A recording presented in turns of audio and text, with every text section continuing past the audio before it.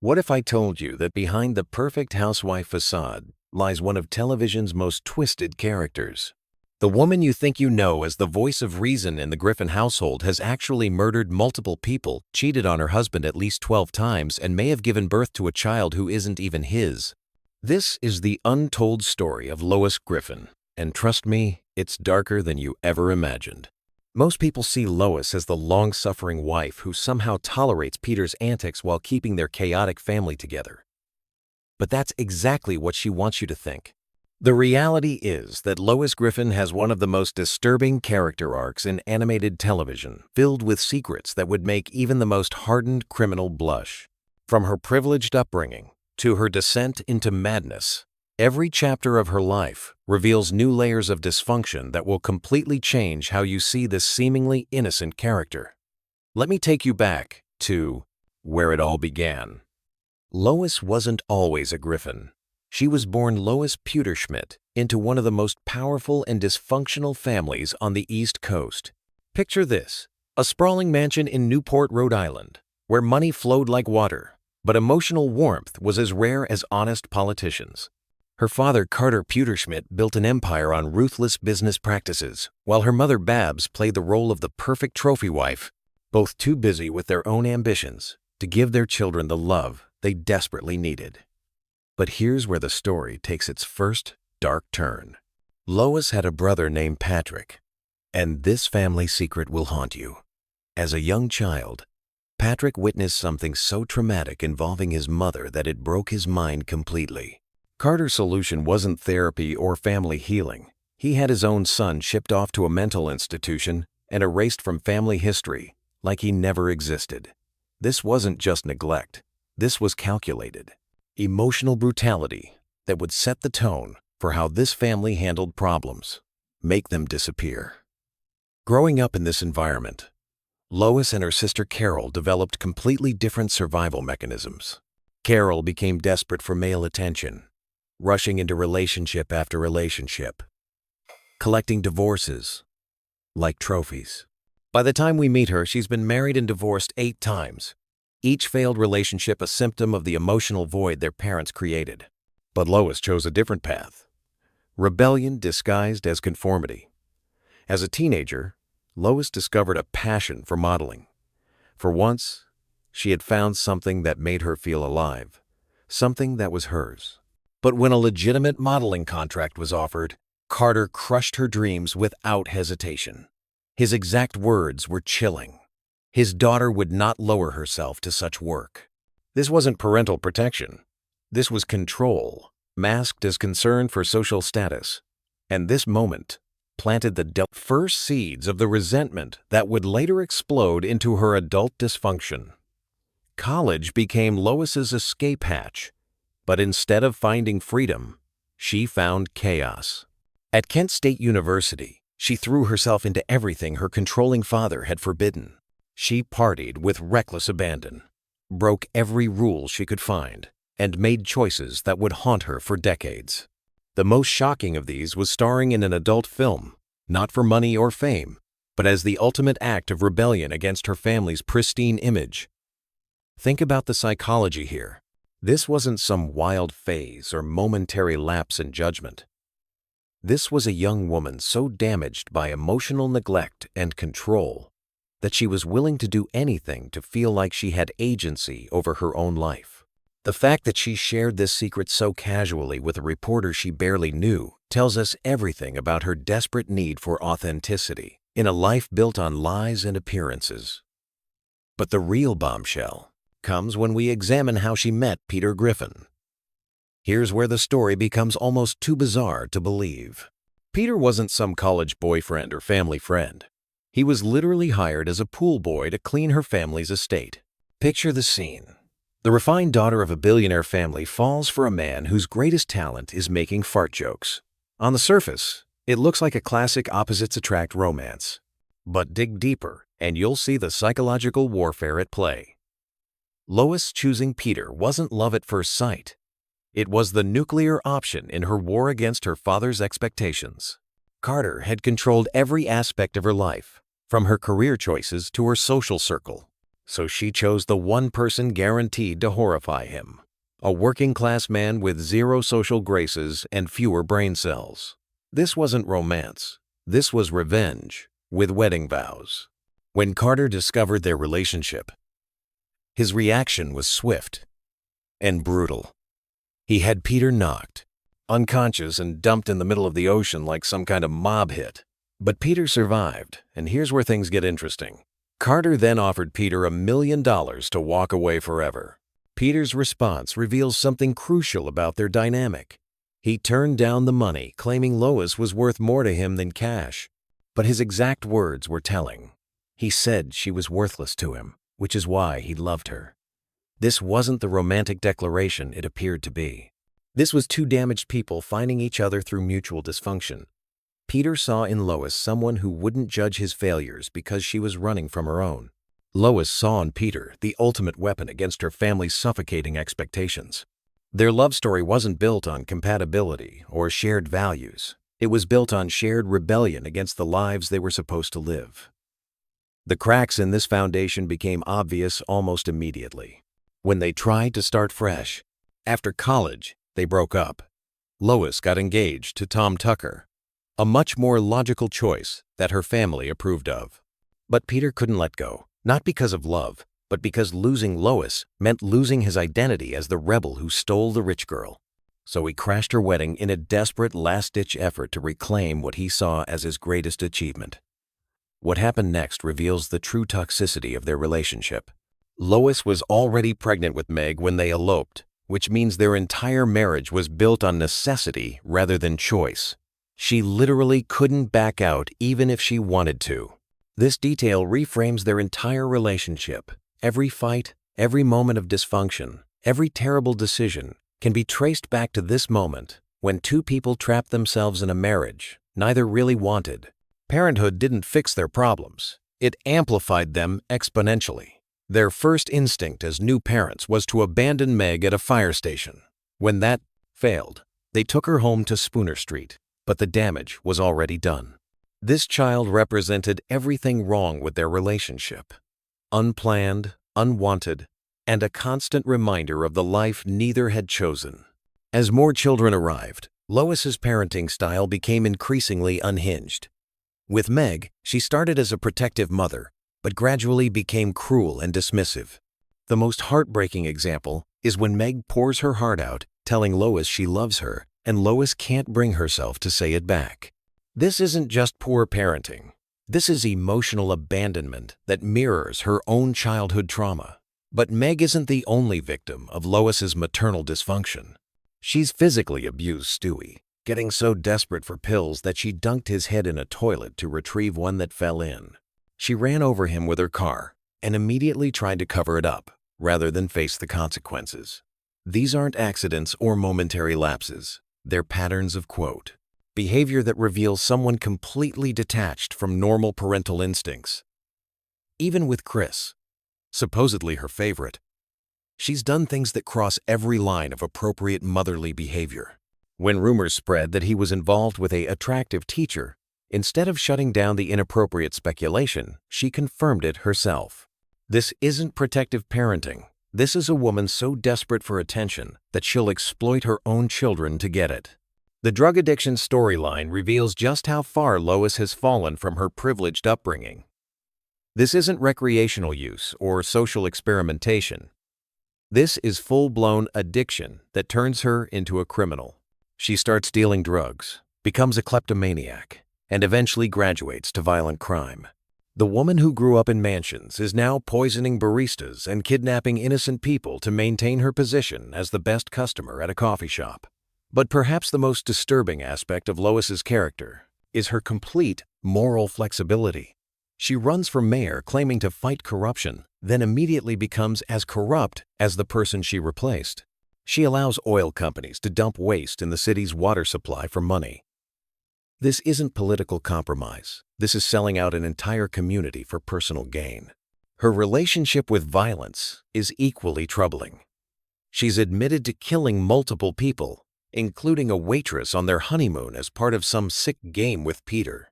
She traumatized Chris by revealing she'd killed someone with her car, then casually mention that all mothers have killed someone, as if murder was just another household chore. The pattern becomes clear when you look at her complete story. Every major decision in Lois's life has been driven by one of two motives: rebelling against her family's expectations, or covering up the consequences of previous rebellions. She chose Peter to spite her father. She had children because she was trapped. She became addicted to drugs to cope with her choices. She turned to crime to support her addictions. Each step led inevitably to the next in a downward spiral that shows no signs of stopping. Her infidelity adds another layer to this psychological profile. Lois hasn't just cheated on Peter occasionally. She's been systematically unfaithful throughout their entire marriage. She's had affairs with Bill Clinton, rock stars from the 80s, and even Peter's own half-brother. The most shocking revelation is her admission that Chris might not even be Peter's biological son, the result of an affair with actor Philip Seymour Hoffman. This isn't a woman struggling with temptation. This is someone who views marriage vows as suggestions rather than commitments. Her pattern of cheating reveals someone incapable of genuine intimacy, constantly seeking validation from new partners because she's never resolved the emotional damage from her childhood. The psychological implications become even more disturbing when you consider her relationships with Brian and Quagmire. Both men have been obsessed with her for years, and in alternate timelines, she's married both of them. This suggests that her appeal isn't based on genuine connection, but on some kind of emotional unavailability that draws damaged men to her like moths to a flame. Her bisexual tendencies, while potentially representing healthy sexual exploration, fit the same pattern. She kisses women impulsively, fantasizes about running away with female cashiers, and engages in passionate encounters with friends' wives. But these aren't expressions of genuine sexual identity. They're more rebellion, more ways to shock and transgress against social expectations. As Lois ages, the consequences of her choices begin catching up with her. By her 50th birthday, doctors are warning she might not survive much longer due to the physical toll of her lifestyle and the violence she's experienced. Stewie planted a time bomb in her uterus as an infant, and Chris nearly killed her during childbirth. These details aren't just dark humor. They're metaphors for how her own children have become weapons turned against her, the inevitable result of her toxic parenting. The future episodes show Lois and Peter still together in their retirement home. But this isn't a happy ending. It's two people too damaged and codependent to separate, even when they probably should. Their adult children push them into assisted living, suggesting that even as grown-ups, the Griffin kids can't wait to get their parents out of their lives. But here's what makes Lois truly fascinating as a character. She's not entirely unsympathetic. Every terrible thing she's done can be traced back to the emotional neglect and control she experienced as a child. Her father crushed her dreams and treated her like a possession. Her mother was absent and cold. Her brother was literally erased from family history when he became inconvenient. Is it any wonder she grew up incapable of healthy relationships or appropriate boundaries? The tragedy of Lois Griffin isn't that she became a terrible person. It's that she never had a real chance to become anything else. Every relationship in her life has been transactional or manipulative. She learned early that love comes with conditions and that people will abandon you if you become inconvenient. So she became someone who abandons others first, who cheats before being cheated on, who hurts before being hurt. Her criminal behavior isn't random chaos. It's the logical endpoint of a life spent learning that rules don't apply to people with money and power. Her father built an empire through ruthless business practices and made problems disappear through violence and money. Is it surprising that his daughter grew up thinking murder and corruption were just more extreme versions of normal problem solving? The drug addiction storyline reveals someone desperately trying to numb the pain of a life she never wanted. The cheating shows someone searching for connection she's never experienced. The violent outbursts demonstrate someone who learned early that force and manipulation get better results than honesty and vulnerability. Even her relationship with Peter, dysfunctional as it is, represents her attempt to break free from the toxic patterns of her childhood. She chose someone completely different from her father, someone who couldn't control or manipulate her through money or social pressure. The problem is that she chose someone equally damaged, someone whose emotional instability matched her own. The most disturbing aspect of Lois's story is how it reflects real-world patterns of generational trauma. Children who grow up in emotionally abusive environments often struggle to form healthy relationships as adults. They may seek out partners who replicate familiar patterns of dysfunction because chaos feels like home. They may become abusive parents themselves, not out of malice, but because they never learned healthy parenting models. Lois's story is a masterclass in how privilege can't protect children from emotional damage. All the money in the world couldn't give her what she really needed. Parents who loved her unconditionally and supported her dreams. Instead, she got parents who treated her like a business asset and a social accessory, valued only for how she reflected on their reputation. The brilliance of her character lies in how the show presents her as both victim and villain simultaneously. Yes, she's done terrible things that hurt innocent people. But understanding why she did them doesn't excuse the behavior. It explains how someone becomes capable of such actions. She's a cautionary tale about what happens when children don't receive the emotional foundation they need to become healthy adults. Her relationship with her own children reflects this cycle of dysfunction. She can't give them what she never received herself. Her inability to say "I love you" to Meg isn't just cruelty. It's the echo of parents who never said those words to her. Her physical abuse of Stewie mirrors the emotional violence she experienced growing up. But perhaps the most chilling aspect of Lois's character is how normal she appears on the surface. She's articulate, intelligent, and socially skilled when she needs to be. She can play the role of the concerned mother, the devoted wife, the responsible citizen. This ability to present a functional facade while being completely broken inside makes her more dangerous than someone whose dysfunction is obvious. The show's genius lies in slowly revealing the depths of her damage over time. Early episodes presented her as the reasonable one, the moral center of the family. But as the series progressed, each new revelation stripped away another layer of that facade until we saw the broken person underneath. This isn't character assassination. It's archaeological excavation, uncovering the psychological damage that was always there but carefully hidden. Looking at Lois Griffin's complete story, we see a masterpiece of character development that illustrates how childhood trauma can echo through generations. She's not just a cartoon character making bad choices for laughs. She's a complex psychological portrait of someone whose entire life has been shaped by early emotional wounds that never healed. Her story serves as a dark mirror to the American dream, showing how wealth and privilege can create their own forms of destruction. The Pewterschmidt family had everything money could buy, but nothing that actually mattered. And their daughter grew up to become living proof that you can't buy emotional health or authentic human connection. The most disturbing realization about Lois Griffin is that she's not an anomaly. She's a recognizable type. We all know people who seem to have everything together on the surface, but whose personal lives are complete disasters. We see them in positions of power, making decisions that affect others while being completely incapable of managing their own emotional lives. Lois Griffin's entire story is a cautionary tale about the price of emotional neglect and the generational transmission of trauma. She started as a victim of her parents' dysfunction and became the architect of her children's future therapy bills. Her legacy isn't the crimes she's committed or the people she's hurt.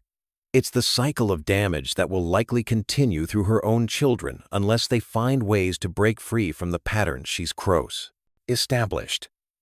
In the end, Lois Griffin represents one of television's most complex and disturbing character studies.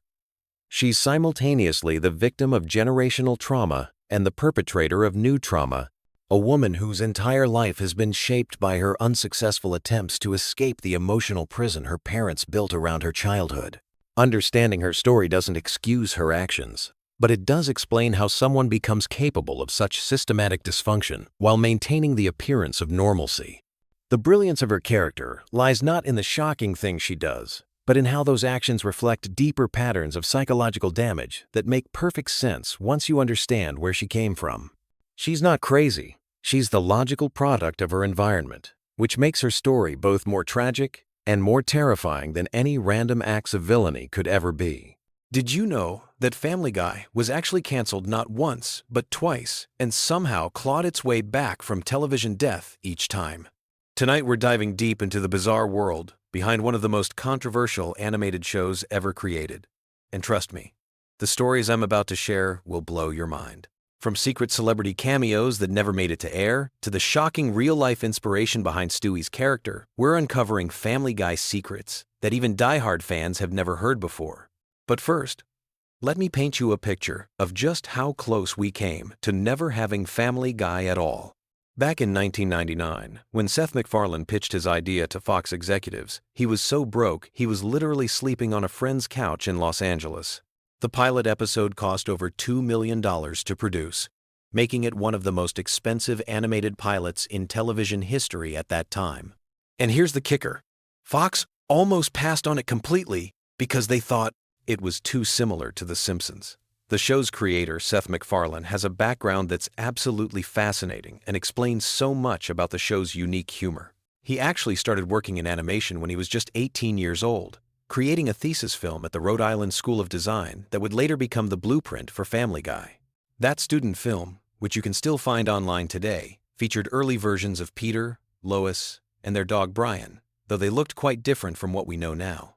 What most people don't realize is that MacFarlane does the voices for 4 main characters on the show. He's not just Peter Griffin, but also Brian the dog, Stewie, and Glenn Quagmire. The interesting part is how he developed each voice. Peter's voice was inspired by a security guard MacFarlane knew who had a thick Rhode Island accent. Brian's voice is essentially MacFarlane's natural speaking voice, while Stewie was originally supposed to sound like Rex Harrison from My Fair Lady, though it evolved into something completely different over time. Speaking of Stewie, here's something that might surprise you. The character was initially written as a one-dimensional villain baby who wanted to kill his mother and take over the world. MacFarlane has admitted in interviews that Stewie's sexuality was deliberately kept ambiguous for years, and the writers would often joke about it in the writer's room. The character's development into a more complex, often effeminate genius baby happened gradually over several seasons, and it wasn't planned from the beginning. The show's relationship with censorship has been absolutely wild from day one. There's an entire archive of Family Guy scenes that were deemed too controversial for broadcast television. One episode had a joke about the September 11th attacks that was removed before airing, and another had a sequence involving Mickey Mouse that Disney's lawyers shut down faster than you could say copyright infringement. The writers have always pushed boundaries, sometimes successfully, and sometimes not so much. Here's where things get really interesting. Family Guy was canceled in 2002 after just 3 seasons, and Fox executives thought that was the end of it. But something unprecedented happened in television history. The show found a massive second life through DVD sales and reruns on Cartoon Network's Adult Swim programming block. The DVD sales were so strong that they actually outsold many primetime dramas that were still on the air. This success story became a case study in how a show could resurrect itself through alternative distribution methods. The fan campaign to bring the show back was unlike anything television had seen before. This was before social media as we know it today, so fans organized through message boards, early blogs, and even physical petitions. They sent thousands of letters to Fox executives, and some fans even sent baby bottles and diapers as a reference to Stewie. The campaign worked, and in 2005, Family Guy returned for a 4th season, making it one of the first canceled shows to be revived due to fan demand and DVD sales. But then lightning struck twice, and the show was canceled again in 2002 and brought back again in 2005, making it the first show in television history to be canceled and revived twice. This second cancellation and revival story is even more dramatic than the first. The show's ratings had dipped during its 3rd season, and Fox executives felt it had run its course. However, the DVD sales for the first 3 seasons were so astronomical that they couldn't ignore the numbers. The voice acting process for Family Guy is absolutely fascinating and different from most animated shows. Unlike many animated series where actors record their lines separately, the main Family Guy cast often records together in the same room. This creates a more natural flow of dialogue and allows for improvisation that you can sometimes hear in the final episodes. Seth MacFarlane has said that some of the funniest moments in the show came from spontaneous interactions during these group recording sessions. One of the most mind-blowing facts about the show involves the famous chicken fight scenes between Peter Griffin and Ernie the Giant Chicken.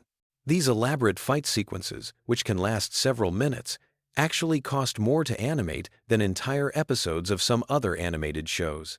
The animators have to create detailed fight choreography, multiple background locations, and complex character movements. McFarlane has joked that these scenes are his way of burning through the show's animation budget in the most entertaining way possible. The show's cutaway gags, which are basically mini-sketches that interrupt the main storyline, weren't originally part of the show's format. They were added during the second season as a way to incorporate more jokes and references that didn't fit naturally into the main plot.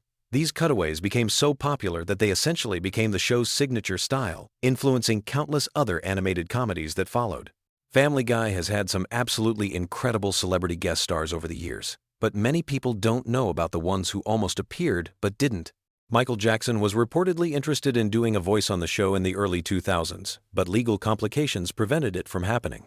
Similarly, several A-list actors have recorded guest appearances that were later cut from episodes due to various reasons, from scheduling conflicts to content concerns.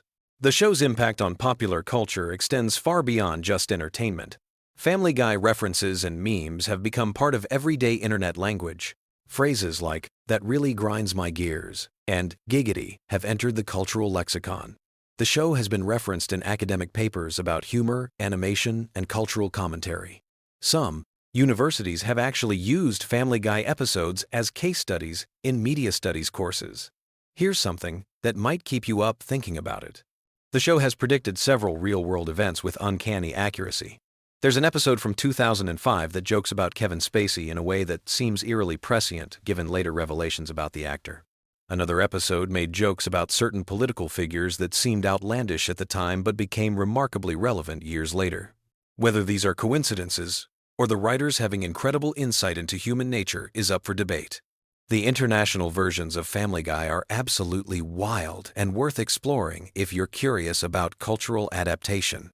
The show has been dubbed into dozens of languages, and each version has had to navigate different cultural sensitivities and humor styles.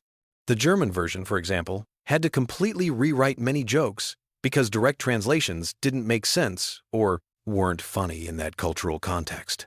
Some countries have banned certain episodes entirely while embracing others. The relationship between Family Guy and The Simpsons has been fascinating to watch evolve over the years. Initially, there was definitely some tension, with Simpsons creator Matt Groening making pointed comments about Family Guy being derivative. However, this led to one of the most brilliant crossover episodes in animated television history, where the two families actually met and interacted. The production of this crossover episode required unprecedented cooperation between two different animation studios and networks. Behind the scenes, the Family Guy writing room operates differently from most television shows. The writers often compete to see who can come up with the most outrageous or offensive joke, with the understanding that most of these will never make it to air. This competitive atmosphere has created some of the show's most memorable moments, but it's also led to some jokes that had to be completely rewritten or abandoned during the production process. The show's approach to social and political commentary has evolved significantly over its run. Early episodes were primarily focused on absurd humor and pop culture references, but later seasons began incorporating more direct political satire and social commentary. This evolution has been both praised and criticized, with some fans preferring the original format and others appreciating the show's willingness to tackle serious topics through humor. McFarlane's decision to step back from day-to-day involvement in the show after several seasons was a turning point that many fans noticed. His reduced involvement allowed other writers and producers to put their stamp on the show, leading to subtle but noticeable changes in humor, style, and character development. This transition period created some of the most experimental episodes in the show's history. The merchandising empire that Family Guy has built is absolutely staggering. From action figures to clothing lines, from video games to board games, the show has spawned an entire industry of products. Some of the most interesting merchandise includes items that reference the show's most obscure jokes, suggesting that the creators understand their audience's deep knowledge of the series. As we wind down our journey through these fascinating Family Guy facts, it's worth reflecting on how this show that almost never existed became such a cultural phenomenon. From sleeping on couches to creating a multi-million-dollar franchise, from cancellation to resurrection, from controversy to cultural impact, Family Guy represents something unique in entertainment history. The show continues to evolve and surprise audiences, and who knows what wild facts we'll be sharing about it in another 20 years. Sweet dreams, and remember, somewhere out there, Seth MacFarlane is probably working on another joke that will either make you laugh until you cry or shake your head in disbelief. Possibly both at the same time. Ready to drift into the wonderfully chaotic world of Quahog? Tonight, we're diving deep into the most bizarre, hilarious, and oddly comforting Family Guy facts that'll have you sleeping soundly while laughing internally. From the Griffin family's darkest secrets to the most obscure trivia that even die-hard fans might miss, this is your ultimate bedtime companion for all things Family Guy. Let's start with something that might surprise you. Peter Griffin wasn't always meant to be the bumbling patriarch we know and love. The original concept had him as a more competent character, but as the show evolved, his stupidity became his defining trait. What's fascinating is how this intellectual decline actually mirrors real-world studies showing that prolonged exposure to certain environments can affect cognitive function.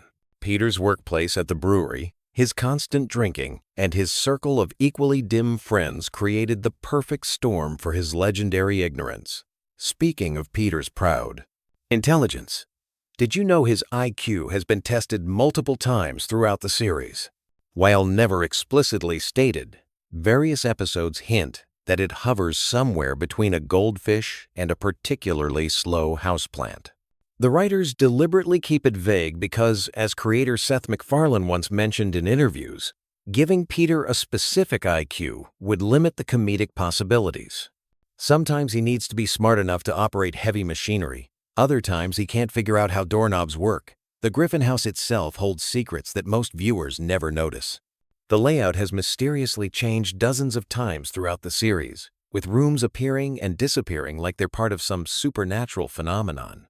The basement alone has been everything from a simple storage space to an elaborate laboratory, a nightclub, and even home to Peter's secret basement family.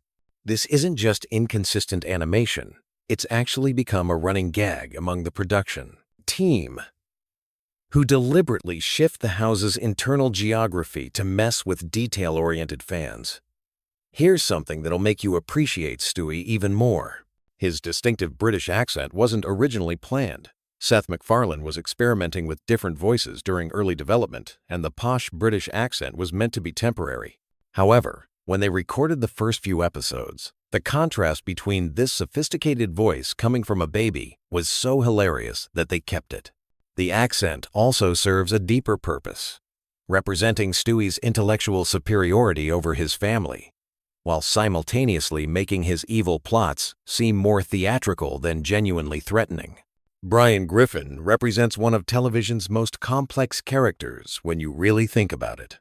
He's an atheist in a predominantly Christian household, a failed writer in a family that doesn't value intellectual pursuits, and an alcoholic struggling with depression while maintaining a facade of being the voice of reason. The writers have used Brian to explore serious topics like addiction, mental health, and existential crisis, all while keeping the show fundamentally comedic. His relationship with Stewie works so well because they're both outsiders in their own family, bonded by their shared sense of not quite belonging. The show's animation style has evolved dramatically since its debut, but one thing that's remained consistent is the deliberate simplicity of character designs. This wasn't just a budget consideration. It was an artistic choice that allows for more fluid animation during the show's famous action sequences. Those epic Peter versus giant chicken fights require characters that can be drawn quickly and consistently by multiple animators, which is why everyone has such distinctive, simple silhouettes. Cleveland's departure and return to the show created one of the most interesting character arcs in animated television. When he left for his own spin-off, the writers had to figure out how to maintain the dynamic of Peter's friend group. Joe and Quagmire's personalities were subtly adjusted to fill the void Cleveland left behind. When Cleveland returned after his show was canceled, he was noticeably different, more cynical, and world-weary, reflecting both the character's experiences and perhaps the writer's own feelings about the failed spin-off. The show's time travel episodes aren't just random comedy. They're actually carefully constructed to avoid major paradoxes while still allowing for maximum chaos. Stewie's time machine has specific rules that the writers follow consistently, even when it's not explicitly stated. Time travelers can't prevent their own birth. Major historical events have a way of correcting themselves, and actions in the past create ripple effects rather than complete timeline rewrites. This attention to detail in such a seemingly chaotic show demonstrates the sophisticated writing behind the surface-level humor. Meg's treatment by her family has sparked countless discussions about bullying and family dynamics. What's interesting is that the writers have admitted they sometimes feel guilty about how harshly Meg is treated, leading to occasional episodes where she gets small victories or moments of genuine family connection. These episodes often perform better with audiences, suggesting that viewers appreciate depth even in characters who primarily exist for comic relief.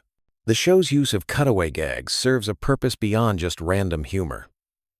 These flashbacks and fantasy sequences allow the writers to explore scenarios that would be impossible within the show's normal continuity. They're also used strategically to control pacing, breaking up dialogue-heavy scenes or extending episodes that might otherwise run short. Some of the most memorable Family Guy moments come from these seemingly throwaway gags, proving that sometimes the best comedy comes from complete non sequiturs. Lois Griffin's character represents an interesting study in maternal archetypes. She's simultaneously the long-suffering wife, the voice of reason, and occasionally the instigator of chaos. Her wealthy background provides constant opportunities for class-based humor, while her decision to marry Peter creates natural conflict with her family. The writers have explored her character depth through various episodes, showing her capacity for both nurturing and destruction, making her far more complex than the typical animated housewife. The show's musical numbers aren't just entertainment. They serve specific narrative functions. Songs are used to advance plot, develop character relationships, and provide emotional beats that straight dialogue might not achieve. The production team includes talented musicians who ensure these sequences feel authentic rather than forced. Some episodes are structured entirely around musical numbers, creating mini operettas within the traditional sitcom format. Family Guy's relationship with censorship has created some of the show's most creative moments. When standards and practices reject certain content, the writers often find more clever ways to address the same topics. This has led to some surprisingly sophisticated social commentary disguised as silly cartoon humor. The show's late-night time slot allows for more adult content, but the writers still push boundaries in ways that require careful navigation of network policies. The voice acting process for Family Guy is unique in animation. Seth MacFarlane voices multiple main characters, often having conversations with himself that require precise timing and distinct vocal characterizations. Recording sessions involve complex choreography as he switches between Peter, Brian, and Stewie, sometimes within single scenes. Other voice actors have adapted to this rhythm, creating an ensemble performance style that's rare in animation. The show's treatment of death and resurrection has become increasingly casual over the years. Characters have died and returned so often that mortality has lost much of its dramatic weight. This reflects both the show's cartoon logic and its approach to consequences. Actions that would be traumatic in real life become temporary inconveniences in the Family Guy universe, allowing for more extreme comedy without lasting emotional impact. Product placement and corporate references in Family Guy often serve dual purposes. While they sometimes represent genuine sponsorship deals, they're more often used for satirical commentary on consumer culture. The show frequently mocks the very brands it features, creating a complex relationship between commercial interests and creative expression. This balancing act reflects broader tensions in modern television production. The show's international versions reveal interesting cultural adaptations. Different countries handle the humor differently, sometimes replacing American-specific references with local equivalents. These translations offer insight into how comedy translates across cultural boundaries and what elements of Family Guy appeal to global audiences versus American-specific humor. Background characters in Family Guy often have surprisingly detailed backstories that never make it into episodes. The writers develop full histories for even minor characters, creating a rich fictional universe that extends beyond what viewers see. This attention to detail helps maintain consistency and provides material for potential future storylines, even if most of this information never becomes canonical. The show's handling of controversial topics has evolved significantly since its early seasons. What began as relatively straightforward shock humor has developed into more nuanced social commentary, though it still maintains its irreverent tone. The writers have learned to balance pushing boundaries with responsible storytelling, creating content that generates discussion rather than just controversy. Seth MacFarlane's musical background significantly influences the show's comedy style. His training in musical theater brings a sense of timing and rhythm to dialogue that's unusual in animated comedy. This musical sensibility affects everything from joke delivery to episode pacing, creating a unique comedic rhythm that distinguishes Family Guy from other animated series. The show's science fiction elements, particularly Stewie's inventions, follow surprisingly consistent internal logic. Time machines, mind control devices, and other fantastic technologies operate according to established rules within the show's universe. This consistency allows for complex storylines that span multiple episodes while maintaining the suspension of disbelief necessary for science fiction comedy. Family Guy's influence on internet culture extends far beyond simple memes. The show's rapid-fire reference style and cutaway structure mirror how information is consumed online, creating a feedback loop between the show and digital culture. Clips and quotes circulate independently of full episodes, creating new contexts and meanings for the show's content. The production schedule for Family Guy requires incredible coordination between writers, animators, voice actors, and musicians. Each episode involves hundreds of people working across multiple disciplines and locations. The complexity of this process is invisible to viewers, but represents a significant logistical achievement that enables the show's consistent quality and unique style. Character relationship dynamics in Family Guy follow specific patterns that create comedy through repetition and variation. Peter and Chicken's fights, Brian and Stewie's adventures, and Meg's rejection by her family operate like musical themes, with each iteration building on previous versions while introducing new elements. This structural approach to character interaction creates familiarity while maintaining surprise. The show's approach to aging is particularly interesting in animation. Characters remain physically the same while their experiences accumulate, creating personalities that develop without visual change. This allows for long-term character growth while maintaining the visual consistency that animation requires. The writers must balance character development with the static nature of animated characters. Family Guy's educational content is often hidden within comedy. Historical references, scientific concepts, and cultural knowledge are embedded in jokes and storylines, creating opportunities for learning disguised as entertainment. Viewers often gain information about topics they might not otherwise encounter, making the show inadvertently educational despite its primary focus on humor. The show's production team includes specialists in various fields who ensure accuracy in specialized content, medical procedures, legal situations, and technical details are researched to maintain believability even within the show's exaggerated reality. This attention to detail supports the show's ability to tackle complex topics while maintaining its comedic tone. Sound design in Family Guy extends beyond dialogue and music to create a rich auditory landscape. Background sounds, sound effects, and ambient noise contribute to the show's atmosphere and comedic timing. The production team uses audio to enhance visual gags and create emotional responses that support the storytelling.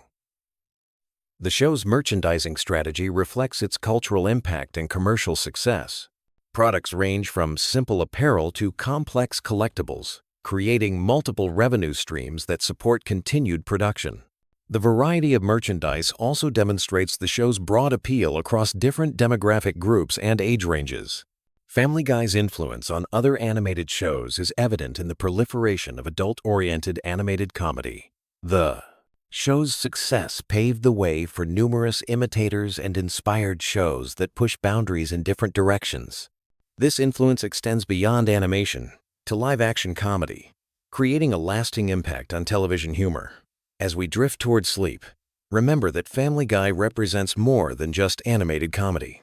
It's a cultural phenomenon that reflects our society's humor, values, and contradictions. The Griffin family's chaos mirrors our own family dynamics. Their struggles echo our personal challenges, and their resilience reminds us that laughter can overcome almost anything. Whether you're dreaming of time travel adventures with Stewie, epic battles between Peter and a giant chicken, or simply the comfort of familiar voices telling familiar jokes, Family Guy continues to provide entertainment that's both sophisticated and silly, meaningful and meaningless, just like life itself. Sweet dreams. And remember, somewhere in Quahog, the Griffin family is probably getting into another ridiculous situation that'll make you laugh tomorrow. Have you ever wondered why Family Guy feels like a fever dream that somehow makes perfect sense? Tonight we're diving deep into the bizarre, contradictory, and absolutely fascinating lore of one of television's most chaotic animated families. From timeline inconsistencies that would make Doctor Who writers jealous to character deaths that stick about as well as wet spaghetti on a wall, we're exploring every twisted corner of the Griffin universe. So grab your favorite blanket, settle in, and prepare for a journey through 20-plus years of animated madness that will either put you to sleep or keep you up all night questioning everything you thought you knew about Quahog. Let's start with something that will immediately make your brain hurt in the most soothing way possible. The Griffin family timeline is more tangled than Christmas lights that have been stored in your attic for 3 years. Peter Griffin has somehow managed to work at a toy factory, a brewery, and about 17 other jobs while maintaining the same age and living in the same house. His children have been attending high school for over 2 decades, which either makes them the worst students in Rhode Island or suggests that time moves differently in their universe. Consider this mind-bending fact that perfectly captures the show's relationship with continuity. In early seasons, Chris Griffin was clearly established as being 14 years old. Fast forward through hundreds of episodes, multiple presidential elections, and several major world events, and Chris is still somehow 14. The same applies to Meg, who has been stuck in her teenage nightmare for so long that she could probably qualify for some kind of Guinness World Record for longest adolescence in television history. But here's where it gets even more deliciously confusing. The show occasionally references real-world events that have happened during its run, suggesting that some time has passed in their universe. Characters mention current technology, reference recent movies, and sometimes even acknowledge that things have changed. Yet the core family dynamics, ages, and circumstances remain frozen in this perfect amber of animated time, where nothing truly progresses, but everything constantly evolves. This temporal flexibility isn't a bug in Family Guy's programming. It's actually one of its most genius features. By refusing to be bound by traditional continuity, the writers have created a sandbox where literally anything can happen. Peter can die and come back to life. The family can move to different locations and then inexplicably return home. Characters can have completely different backstories from episode to episode, and somehow it all just works within the show's internal logic. Speaking of death, let's talk about the most famous resurrection in Family Guy history, which reads like a bizarre fairy tale designed specifically for adults who need to process the concept of impermanence in the safest possible way. Brian Griffin, the intellectual dog who serves as the family's voice of reason when he's not being a pretentious writer stereotype, was killed off in what seemed like a permanent way. The internet collectively lost its mind, fans organized protests, and for a brief moment, it looked like the show had actually committed to a major permanent change. But then, in true Family Guy fashion, they brought him back through time travel shenanigans that made about as much sense as you'd expect. The whole arc became this perfect metaphor for how the show treats consequence and permanence. Nothing is ever truly gone. Nothing is ever truly permanent.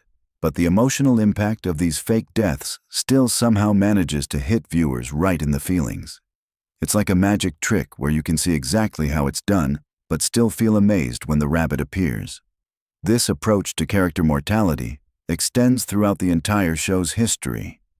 Characters have died, been resurrected, killed again, and come back so many times that death in the Family Guy universe feels more like a temporary inconvenience than an actual ending. It creates this weirdly comforting atmosphere where you never have to worry about permanent loss, because in this world, everything can be undone with enough creativity and complete disregard for logical consistency. Now let's drift into the geographical mysteries of Quahog, Rhode Island, a town that exists in a space that defies both physics and geography in ways that should probably concern the local authorities. According to various episodes, Quahog is simultaneously a small, close-knit community where everyone knows each other and a sprawling metropolis with enough infrastructure to support major television stations, multiple hospitals, and apparently an infinite number of bars for Peter to get kicked out of. The town's layout changes depending on what the episode requires, which creates this dreamlike quality where familiar locations can suddenly be in completely different places or have entirely new neighbors. The Griffin house sometimes has a backyard that extends for miles and sometimes appears to be crammed between other houses with barely enough room for a garbage can. It's like living inside a memory where the details shift and change based on what feels most important at any given moment. This geographical flexibility extends to the show's treatment of distance and travel time. Characters can walk to locations that should be hours apart, drive to places that exist in different states entirely, or somehow end up in foreign countries through a series of increasingly implausible coincidences. It creates this sense that the world of Family Guy operates on dream logic, where emotional distance matters more than physical distance, and where you can end up anywhere if the story needs you there. The town itself has a personality that shifts and changes like a living entity. Sometimes Quahog is presented as a typical New England community with normal problems and reasonable people. Other times, it's revealed to be home to the most bizarre collection of individuals ever assembled in one place, including but not limited to time travelers, aliens, talking animals, and people who seem to exist purely to serve as punchlines for increasingly elaborate jokes. Let's talk about the show's relationship with reality, which operates on multiple levels simultaneously in a way that would make philosophy professors weep with joy or frustration. Family Guy exists in a universe where talking babies, intellectually gifted dogs, and interdimensional travel are all perfectly normal and accepted parts of daily life. Yet somehow, the characters are constantly surprised by things that are far less remarkable than their everyday existence. Stewie Griffin, the family's infant mastermind, represents perhaps the most fascinating example of this reality-bending approach to storytelling. He's simultaneously a normal baby who requires diaper changes and feeding, and a genius inventor capable of creating time machines, death rays, and weather control devices. Other characters sometimes understand his advanced speech, and sometimes treat him like a normal baby, depending on what works best for the joke or story being told. This selective awareness extends throughout the entire cast and creates layers of reality that exist simultaneously without ever really contradicting each other. Brian is a dog who drives cars, drinks alcohol, and has complex romantic relationships with human women. Yet he also sometimes exhibits normal dog behaviors like chasing squirrels or getting excited about walks.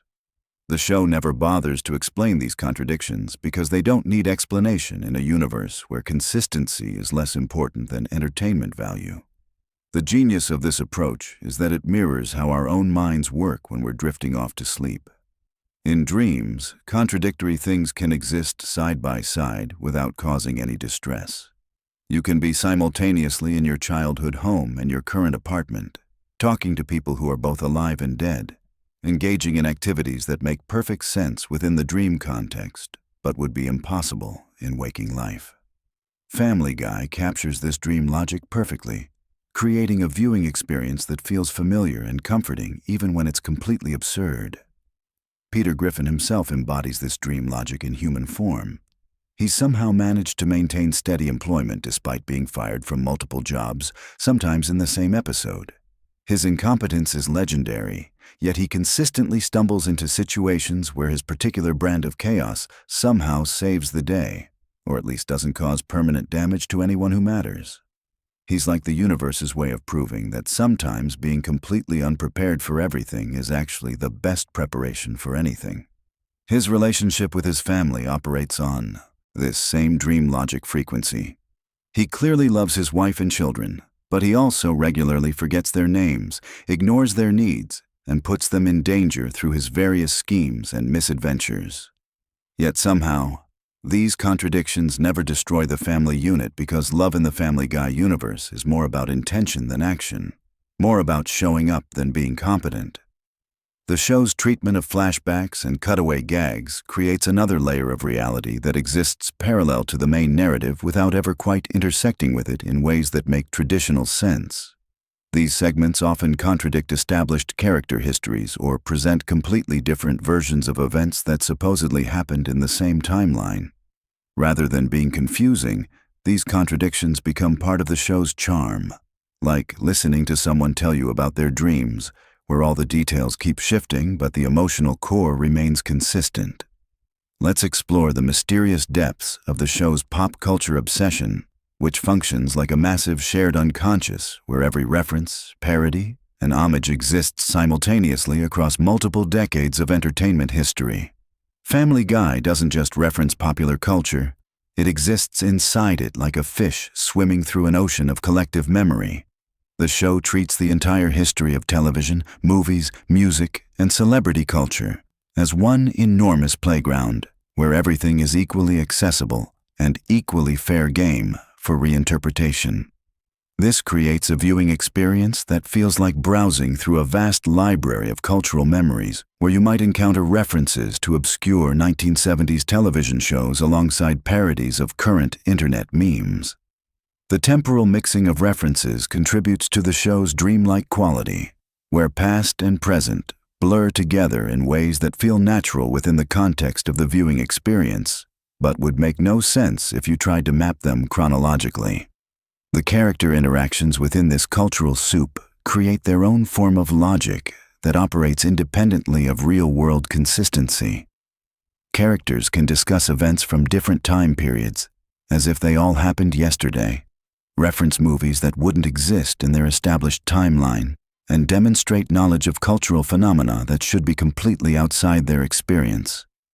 Yet somehow, these anachronisms never feel jarring because they're delivered with such confidence and integration into the story flow. This approach to cultural reference creates a kind of comfort food for the brain, where familiar elements from your entertainment consumption history get mixed together in new combinations that feel both surprising and inevitable. It's like having someone remix your favorite songs in ways you never expected, but that somehow work perfectly for the mood you didn't know you were in. The show's relationship with its own history creates another fascinating layer of complexity that rewards long-term viewers while remaining accessible to newcomers. Jokes and storylines sometimes reference events from episodes that aired years earlier, creating this sense of continuity within the chaos. Characters will occasionally mention things that happened in previous seasons as if they actually matter to the ongoing narrative, even though the show regularly contradicts its own established facts. This selective continuity operates like a friendship where you share inside jokes and references that have built up over years of interaction, but you don't expect every conversation to reference everything that has ever happened between you. Some things matter, some things don't, and the distinction between what's important and what's forgettable shifts based on context and emotional relevance, rather than chronological significance. Family Guy's approach to emotional storytelling creates waves of feeling that wash over viewers in patterns designed to keep you engaged without overwhelming you with too much intensity. The show regularly shifts between completely absurd comedy and surprisingly touching moments of family connection, often within the same episode or even the same scene. This emotional rhythm mirrors the natural fluctuations of consciousness as you transition from waking awareness to sleep. The touching moments often come from unexpected sources and catch viewers off guard in ways that feel authentic despite occurring within completely artificial contexts. A conversation between Peter and his children might reveal genuine insight into parenting challenges, even though it takes place during a storyline involving time-traveling robots or interdimensional portals. These moments of sincerity exist alongside the absurdity, without diminishing either aspect of the experience. The show's treatment of family dynamics operates on multiple emotional frequencies simultaneously. The Griffin family clearly cares about each other deeply, but they also regularly treat each other terribly in ways that would destroy real relationships. Yet somehow, the underlying love and commitment always reasserts itself when it really matters, creating this sense that no matter how chaotic or dysfunctional things get, the core connections remain solid. This emotional safety net allows viewers to enjoy the chaos without worrying about permanent damage to characters they've grown to care about. It's like watching a family of professional stunt performers who can survive any explosion or catastrophe because you know they're wearing invisible protective gear made of animated resilience and narrative necessity. The character of Lois Griffin represents perhaps the most complex emotional anchor in the show's universe. She's simultaneously the voice of reason and a participant in the chaos, capable of being both the responsible adult who keeps the family functioning and the enabler who allows Peter's schemes to continue destroying everything around them. Her character embodies the show's approach to moral complexity, where people can be simultaneously good and bad, smart and foolish, loving and selfish, without these contradictions canceling each other out. Her relationship with her family creates emotional touchstones that ground the show's more surreal elements in recognizable human experiences. Her frustration with Peter's behavior, her concern for her children's well-being, and her own occasional lapses into questionable judgment all feel authentic, despite occurring within completely unrealistic scenarios. She becomes the emotional center around which all the chaos can orbit safely.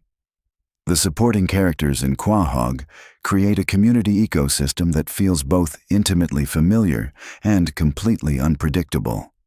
Neighbors like Joe, Quagmire, and Cleveland form a social network that somehow manages to remain stable despite regular exposure to Peter's reality-warping influence. Their friendship operates on the kind of dream logic where people can be simultaneously best friends and completely incompatible personalities, where loyalty and annoyance coexist without creating lasting conflict. These relationships mirror the kind of social connections that exist in small communities where people are stuck with each other regardless of whether they actually like each other. The result is a social dynamic where characters have learned to accept and work around each other's flaws rather than trying to change them, creating a sense of unconditional acceptance that's both touching and slightly disturbing. The show's approach to problem-solving reflects this same community dynamic, where issues are rarely resolved through traditional methods, but instead get worked around, ignored, or transformed into different problems that are somehow more manageable. Characters don't really grow and change in traditional narrative arcs, but they do develop coping strategies and adaptive behaviors that allow them to function within their chaotic environment. This creates a viewing experience that's surprisingly relaxing despite the constant chaos, because you learn to trust that somehow everything will work out in ways that might not make sense, but will feel satisfying within the show's internal logic. It's like being assured that no matter how complicated your dreams get, you'll always wake up in your own bed with all your problems exactly where you left them. The show's treatment of time and memory creates layers of nostalgia that operate simultaneously across multiple decades of cultural history. Episodes regularly feature flashbacks to different time periods that may or may not be consistent with previously established character histories, creating a sense that the past is fluid and changeable, rather than fixed and determined. This approach to history mirrors how memory actually works in human consciousness, where details shift and change based on current emotional needs rather than maintaining strict factual accuracy. Characters sometimes remember the same events differently in different episodes, and these conflicting memories are presented as equally valid rather than evidence of inconsistent writing. This creates a universe where subjective experience matters more than objective truth, where what feels right is more important than what actually happened according to some external standard of accuracy. The result is a storytelling approach that feels surprisingly honest about how human memory and family mythology actually function. Families create shared stories about their history that serve emotional and social functions rather than documentary purposes. And these stories change over time to meet the evolving needs of the family system. Family Guy captures this dynamic perfectly by treating its own history as a living, breathing entity, rather than a fixed record of past events. As we reach the end of our journey through the wonderfully contradictory universe of Family Guy, it becomes clear that the show's greatest achievement might be its ability to create comfort through chaos, familiarity through absurdity, and relaxation through constant activity. The show operates like a perfect sleep aid for the modern mind, providing just enough stimulation to keep you engaged while maintaining just enough consistency to keep you feeling safe and secure. The lore of Family Guy isn't really about the specific details of character histories or plot continuities. Instead, it's about creating a universe where change and stability can coexist, where contradictions don't need resolution, and where the most important truth is that somehow, everything always works out in the end, even when it doesn't make any logical sense. In a world where consistency and predictability often feel like distant memories, Family Guy offers the radical proposition that maybe coherence is overrated anyway. Maybe what we really need is a space where we can let go of our need for everything to make sense and just enjoy the ride, secure in the knowledge that no matter how weird things get, we're still fundamentally safe in this animated universe where love conquers all, even when love looks suspiciously like mutual tolerance for each other's most annoying qualities. So, as you drift off tonight, remember that somewhere in an animated Rhode Island, a family of lovable disasters continues their eternal cycle of chaos and reconciliation, proving night after night that sometimes the best stories are the ones that never really end. They just keep getting more interesting. Sweet dreams from Quahog, where nothing makes sense and everything works out exactly the way it should. Have you ever wondered why Meg Griffin is treated so terribly by her own family? What you're about to discover will completely change how you see Family Guy forever. I'm talking about hidden lore, deleted scenes, and creator secrets that explain everything about the most hated character on television. Trust me, by the end of this video, you'll never look at Meg the same way again. But before we dive into these shocking revelations, let me ask you something. How many times have you watched Peter literally abuse his daughter and just laughed it off? How many times have you seen Lois completely ignore Meg's cries for help? What if I told you there's a disturbing reason behind all of this, and it's way darker than you think? Let's start with something that will blow your mind. Meg Griffin wasn't always supposed to be the punching bag of the Griffin family. In the original concept art and early story treatments, Meg was designed to be the voice of reason, the straight man character who would call out the family's absurd behavior. She was meant to be relatable, intelligent, and the character viewers would connect with most. But something changed during production that transformed her into the most abused character in animated television history. The transformation of Meg Griffin began with a simple creative decision that snowballed into something much more sinister. Seth MacFarlane and the writing team discovered that having Meg be the target of jokes created an easy comedic formula. Need a quick laugh? Have someone insult Meg. Running short on time? Make Meg the butt of a cruel joke. What started as occasional comic relief became systematic psychological torture disguised as family entertainment. Here's where it gets really disturbing. The writers didn't just randomly choose Meg to be the family scapegoat. They specifically crafted her character to represent every teenage girl who feels invisible, unloved, and rejected by their family. Think about it. Meg's experiences mirror the real struggles of millions of teenagers who feel like outsiders in their own homes. The show takes these genuine feelings of adolescent pain and turns them into punchlines for adult entertainment. But wait, there's more. Did you know that Lacey Chabert, the original voice of Meg, left the show after just one season? The official reason given was scheduling conflicts, but industry insiders tell a different story. Chabert reportedly became uncomfortable with the increasingly cruel direction of Meg's character.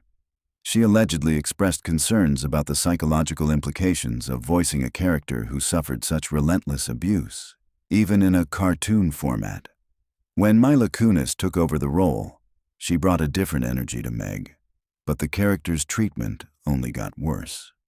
The writers seemed to interpret Kunis's stronger vocal presence as permission to heap even more abuse on Meg. It's as if they felt they needed to work harder to break down this version of the character, leading to increasingly disturbing storylines and more brutal family dynamics. Let's talk about the episode that was so controversial it was partially rewritten before airing. In the original version of Barely Legal, Meg's obsession with Brian was portrayed much more sympathetically. The initial script showed Meg as a lonely teenager desperately seeking any form of affection, with Brian genuinely caring about her well-being. But the network demanded changes, wanting more comedic moments at Meg's expense. The final version transformed Meg's legitimate emotional needs into creepy stalker behavior, making her the villain of her own story. Here's something that will make your skin crawl. The show's writers have admitted in interviews that they use Meg as a testing ground for how far they can push controversial content. If a joke about domestic abuse, mental illness, or teenage depression doesn't work with other characters, they try it with Meg first. She's literally a guinea pig for the most disturbing content the show produces. The reasoning? If viewers are already conditioned to see Meg as deserving of mistreatment, they're less likely to object to increasingly dark humor. The psychological profile of Meg Griffin reveals something truly heartbreaking.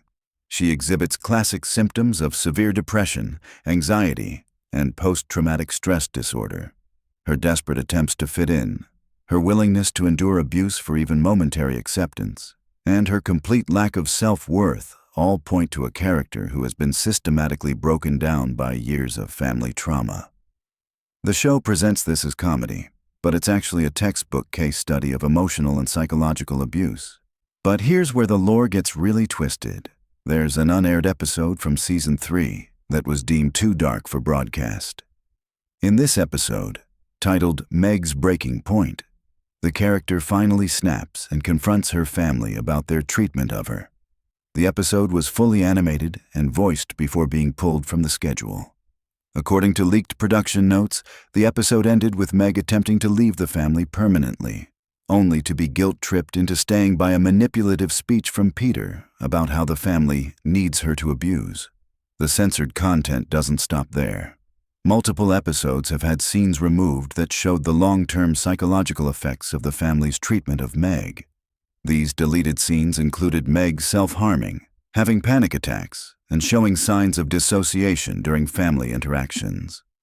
The network apparently felt these realistic consequences of abuse were too heavy for a comedy show, but they were perfectly fine with the abuse itself continuing episode after episode. Let's examine the most disturbing aspect of Meg's character development. Over the years, she's been conditioned to believe she deserves the mistreatment she receives. This is called learned helplessness, a psychological phenomenon where abuse victims begin to accept their situation as normal and stop trying to escape or improve their circumstances. The show has documented this process in real time, showing viewers exactly how psychological abuse breaks down a person's will to resist. Family Guy's treatment of Meg becomes even more disturbing when you consider the show's massive influence on popular culture. Millions of viewers, including impressionable teenagers, watch this show and learn that it's acceptable and even funny to systematically torment family members who are perceived as different or unpopular. The show has normalized family dysfunction to a degree that's genuinely concerning for child psychologists and family therapists. The voice acting reveals another layer of this disturbing lore. Mila Kunis has admitted in interviews that voicing Meg's more heartbreaking moments genuinely affects her emotionally. She's described having to take breaks during recording sessions when Meg's dialogue becomes too realistic in its portrayal of despair and hopelessness. The fact that professional voice actors struggle with this content should tell us something about how genuinely dark it really is. There's also the hidden symbolism in Meg's character design that most viewers never notice. Her pink beanie isn't just a fashion choice. It's meant to represent her attempt to hide and protect herself from the world. Her oversized clothes are armor against judgment and criticism. Even her glasses represent her desire to see the world clearly, while feeling that the world refuses to see her at all. Every aspect of her appearance tells the story of someone trying to disappear. The show's international versions reveal even more disturbing lore about Meg. In several countries, episodes featuring extreme Meg abuse have been edited or banned entirely. Some international broadcasters have added content warnings specifically for Meg-centric episodes, treating them as potentially harmful content rather than simple comedy. This raises serious questions about why American audiences are considered more accepting of this type of content. Here's something that will shock you about the show's merchandise and marketing. Despite being a main character, Meg is systematically excluded from most Family Guy promotional materials. Official merchandise featuring the Griffin family often leaves Meg out entirely, or places her in the background. This marketing strategy mirrors the character's treatment in the show itself, making her invisible even in promotional contexts. The fan community's relationship with Meg reveals the character's true cultural impact. While most characters have dedicated fan bases, Meg's fans are primarily people who identify with feeling like family outcasts themselves. The character has become an unintentional symbol for anyone who's ever felt unloved, unwanted, or systematically mistreated by those who should care for them most. This wasn't the creator's intention, but it's become Meg's most significant cultural legacy. Recent seasons have included subtle hints that the writers are beginning to recognize the problematic nature of Meg's treatment. There have been episodes where her family's behavior toward her is called out by other characters, and moments where Meg shows unexpected strength and self-respect. However, these moments are always followed by a return to the status quo, suggesting that the show is trapped by its own established dynamics. The most disturbing piece of Family Guy lore involving Meg comes from a writer's room story that was leaked several years ago. During the creation of an episode focused on Meg's birthday, the writing staff apparently spent an entire day brainstorming ways to make her special day as miserable as possible. The goal wasn't comedy. It was seeing how creatively they could torture the characters psychologically while maintaining the show's tone.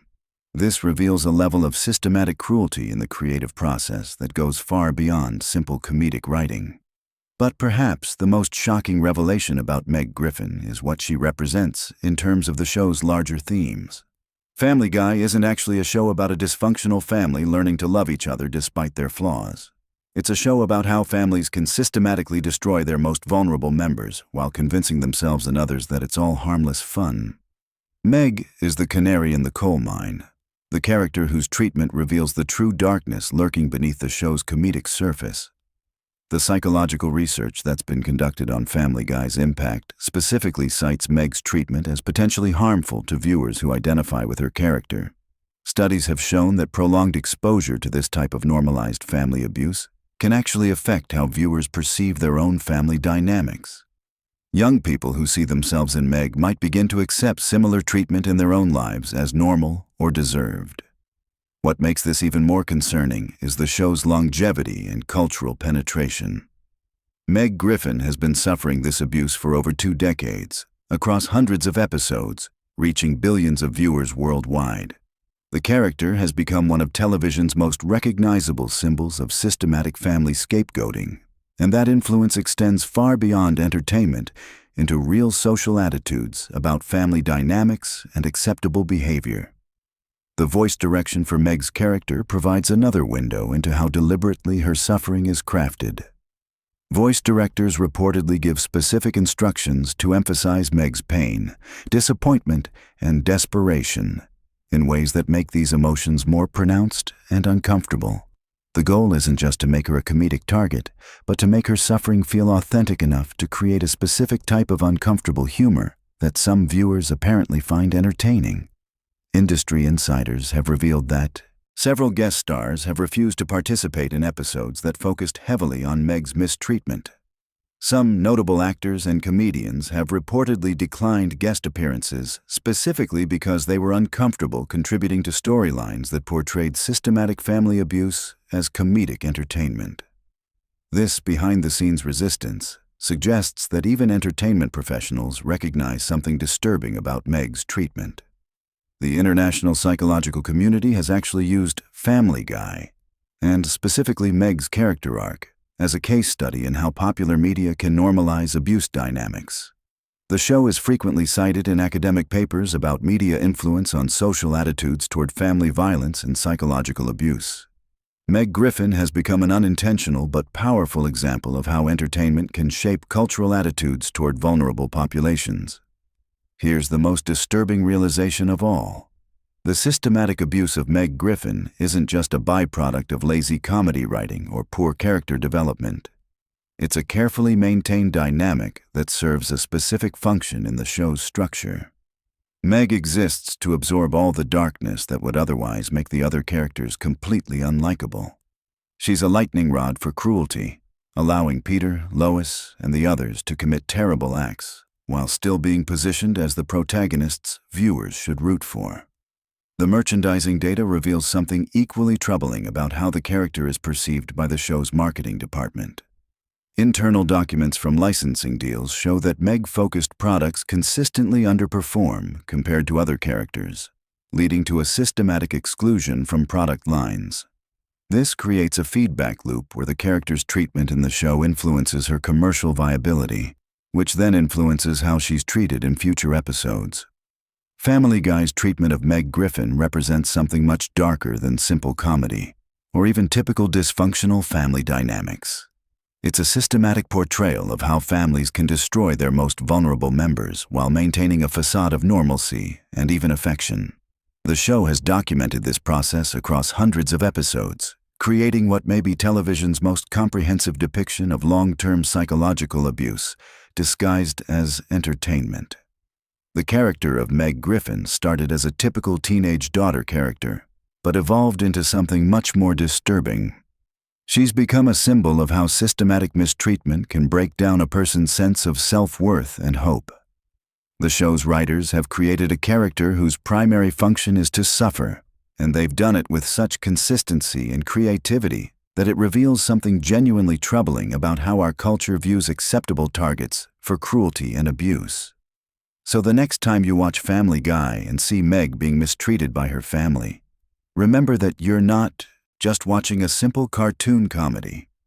You're witnessing the most comprehensive portrayal of systematic family abuse ever broadcast as entertainment.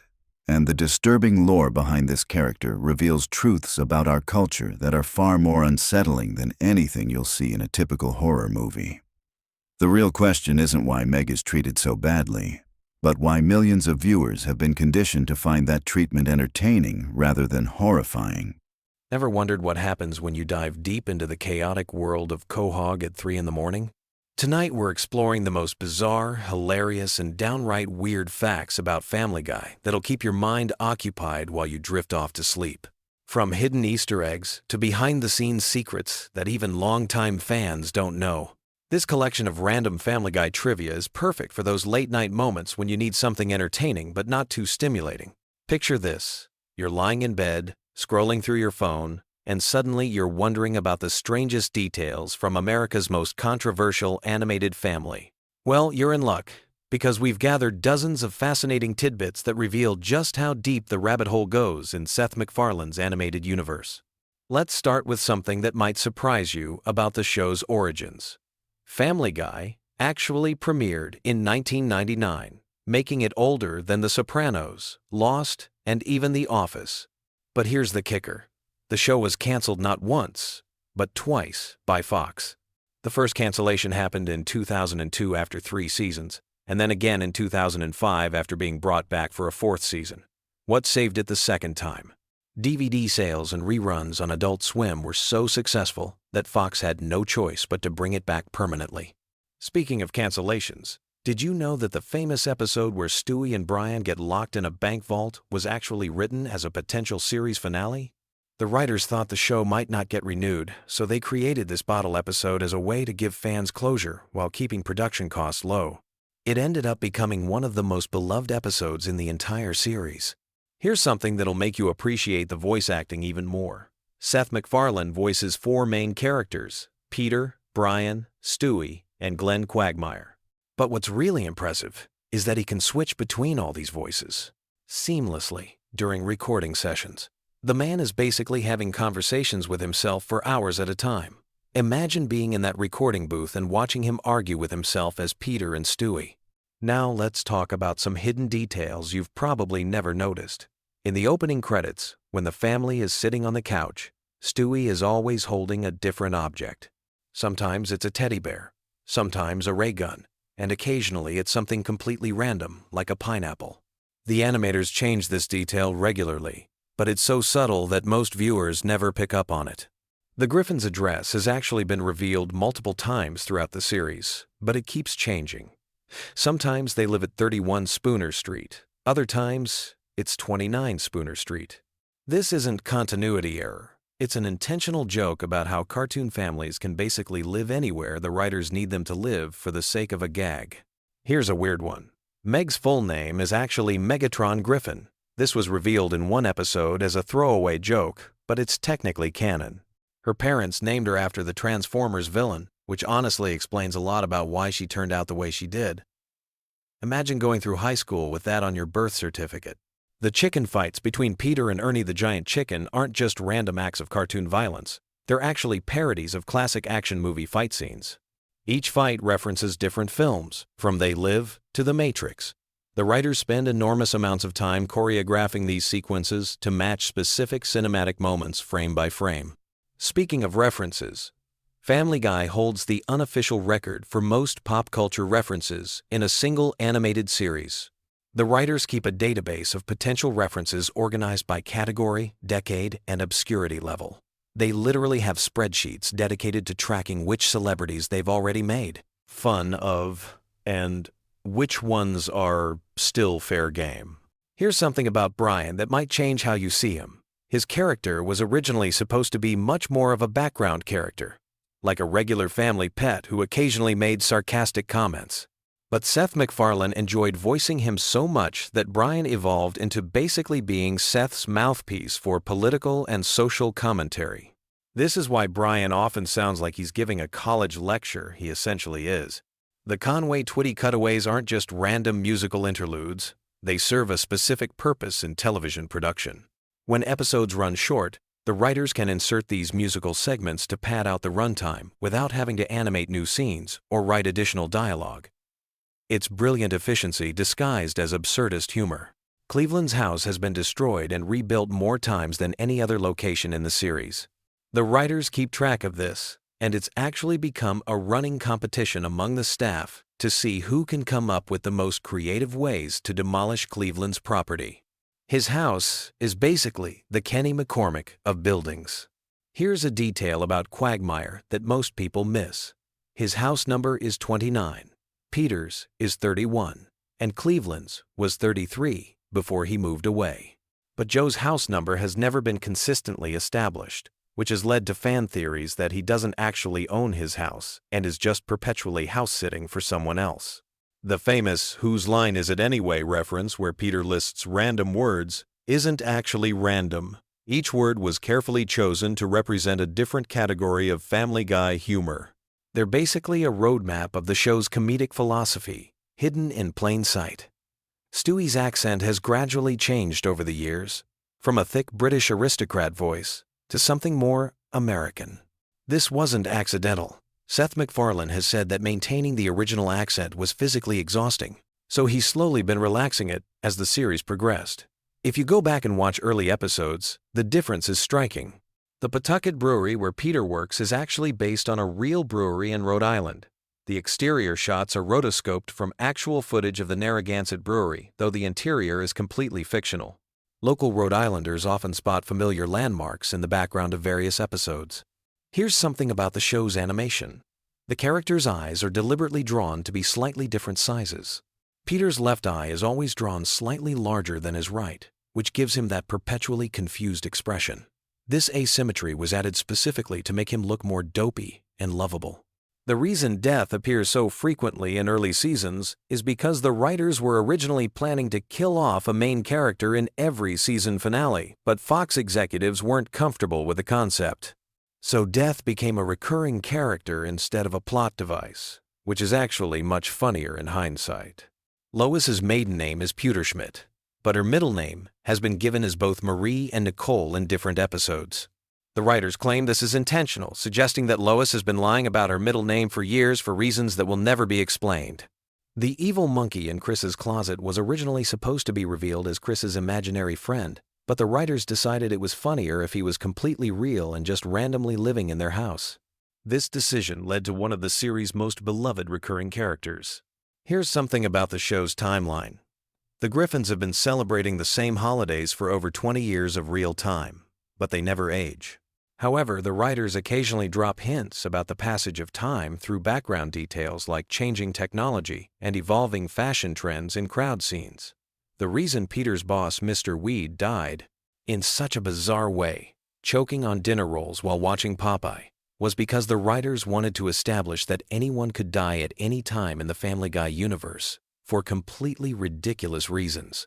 It set the precedent for the show's approach to mortality as comedy. Trisha Takanawa's reporting segments are all written by the same staff writer who used to work in local television news.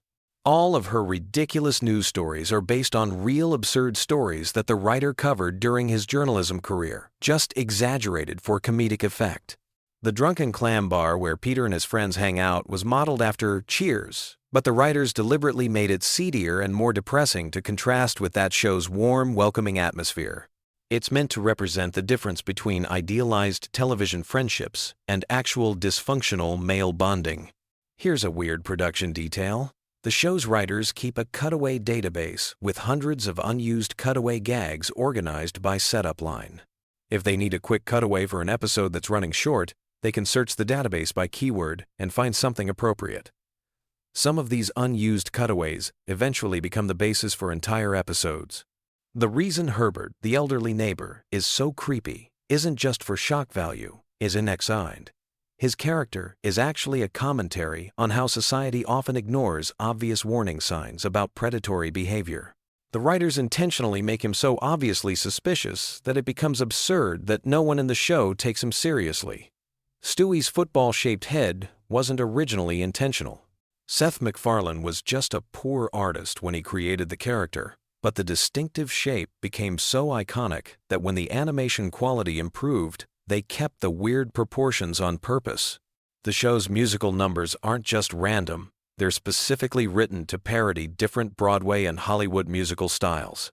Each song is crafted to sound like it could come from a specific era of musical theater, from 1,930 seconds Hollywood musicals to modern Broadway productions. Here's something about the voice acting. When characters sing, their speaking voice actors don't always do the singing. Several characters have dedicated singing voices who are professional Broadway performers. This is why some characters sound noticeably different when they break into song. The chicken that fights Peter is named Ernie, and he has his own detailed backstory that's never fully explained in the show. According to the writers, Ernie has a family, a mortgage, and a completely normal life outside of his inexplicable rivalry with Peter. His motivations remain mysterious intentionally. Roadhouse is referenced more than any other single movie in Family Guy, appearing in over 30 different episodes in various forms. The writers have said this started as an inside joke because they couldn't believe how seriously the movie takes itself, but it evolved into genuine affection for the film's absurdity. The Conway Twitty segments were actually Seth MacFarlane's way of paying tribute to his grandfather, who was a huge country music fan. MacFarlane has said these moments are among his favorites in the entire series because they remind him of watching old variety shows with his grandfather. Meg's unpopularity isn't just a running gag. It's a deliberate commentary on how middle children often get overlooked in family dynamics. The writers have given her hidden depths that occasionally surface, suggesting she's actually the most emotionally intelligent member of the family despite being constantly ignored. The show's animation style deliberately mimics the look of 1,980 seconds Saturday morning cartoons, complete with slightly off-model character designs and limited animation techniques. This was intentional, as MacFarlane wanted the show to feel nostalgic and slightly cheap, like the cartoons he grew up watching. Here's a detail about the opening theme. The lyrics were written to sound like a generic sitcom theme song, but they're actually describing a completely dysfunctional family situation. The cheerful melody masks the fact that the words are talking about how nothing in this family works properly. The reason Family Guy episodes often feel like collections of unrelated sketches is because that's exactly what they are. The writers start with a basic premise and then build around it with whatever random ideas they've been wanting to explore. This approach gives the show its unique, chaotic energy. So there you have it. Dozens of random Family Guy facts to occupy your mind as you drift off to sleep. From production secrets to hidden meanings, the world of Family Guy is far more complex and deliberate than it might appear on the surface. Whether you're a longtime fan or just discovering the show, these little details add extra layers to every rewatch. Sweet dreams. And remember, somewhere in Quahog, Peter Griffin is probably doing something spectacularly stupid, while Stewie plots world domination, and Brian writes terrible novels. The chaos never stops in the Griffin household, and honestly, we wouldn't want it any other way. What if I told you that Family Guy was originally supposed to end after just 3 seasons, and that Seth MacFarlane almost died on September 11th, which completely changed the show's trajectory? The animated series that millions of people watch every day has some absolutely mind-blowing secrets hiding beneath its crude humor and cutaway gags that most fans have never heard about. I've spent countless hours diving deep into the production history, behind-the-scenes drama, and hidden connections that make Family Guy one of the most fascinating shows on television. From celebrity feuds that shaped entire storylines to animation techniques that revolutionized the industry, this show has more layers than you might imagine. Let me take you on a journey through the most incredible Family Guy secrets that will completely change how you watch the show. We're going to uncover everything from the real-life inspirations behind your favorite characters to the corporate battles that almost killed the series multiple times. Trust me, by the end of this video, you'll never look at Stewie, Peter, or even Brian the same way again. First, let's talk about something that literally saved Seth MacFarlane's life and indirectly saved Family Guy from never existing. On September 11th, 2001, MacFarlane was supposed to be on American Airlines Flight 11, the first plane that hit the World Trade Center. He had a ticket and was scheduled to fly from Boston to Los Angeles that morning. The only reason he survived was because his travel agent gave him the wrong departure time, telling him the flight left at 8:15 when it actually left at 7:45. MacFarlane overslept, arrived at the airport, and discovered he had missed his flight by just 10 minutes. He was initially frustrated about missing the flight and having to reschedule his meetings in Los Angeles. It wasn't until he was sitting in the airport waiting area that he saw the news reports and realized the plane he was supposed to be on had crashed into the North Tower. This near-death experience profoundly impacted MacFarlane's approach to Family Guy. The show's later seasons began incorporating more political commentary and social satire, partly because MacFarlane felt he had been given a second chance to use his platform meaningfully. The controversial episodes that tackle everything from religion to politics can be traced back to this life-changing moment when MacFarlane realized how fragile life really is. But that's just the beginning of Family Guy's incredible origin story. The show itself was born from MacFarlane's college thesis film at the Rhode Island School of Design. He created a 9-minute animated short called The Life of Larry, featuring a character named Larry Cummings, who was essentially a prototype for Peter Griffin. The animation was crude, the jokes were simpler, but the DNA of Family Guy was already there. What's absolutely fascinating is that MacFarlane submitted this college project to the animation studio Hanna-Barbera, and they were so impressed they hired him immediately. He was just 22 years old and suddenly found himself working on shows like Johnny Bravo and Cow and Chicken. But MacFarlane had bigger dreams for his Larry character. He spent 2 years developing and refining the concept, eventually creating another short film called Larry and Steve, which featured the first appearance of a Brian-like dog character.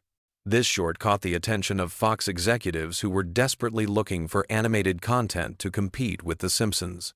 The network gave MacFarlane an unprecedented deal, making him the youngest executive producer in television history at age 24. The character inspirations go much deeper than most people realize. Peter Griffin wasn't just a random creation. He was actually based on a security guard that MacFarlane knew during his time working at Hanna-Barbera. This security guard had the same loud, obnoxious personality and even shared some of Peter's physical characteristics.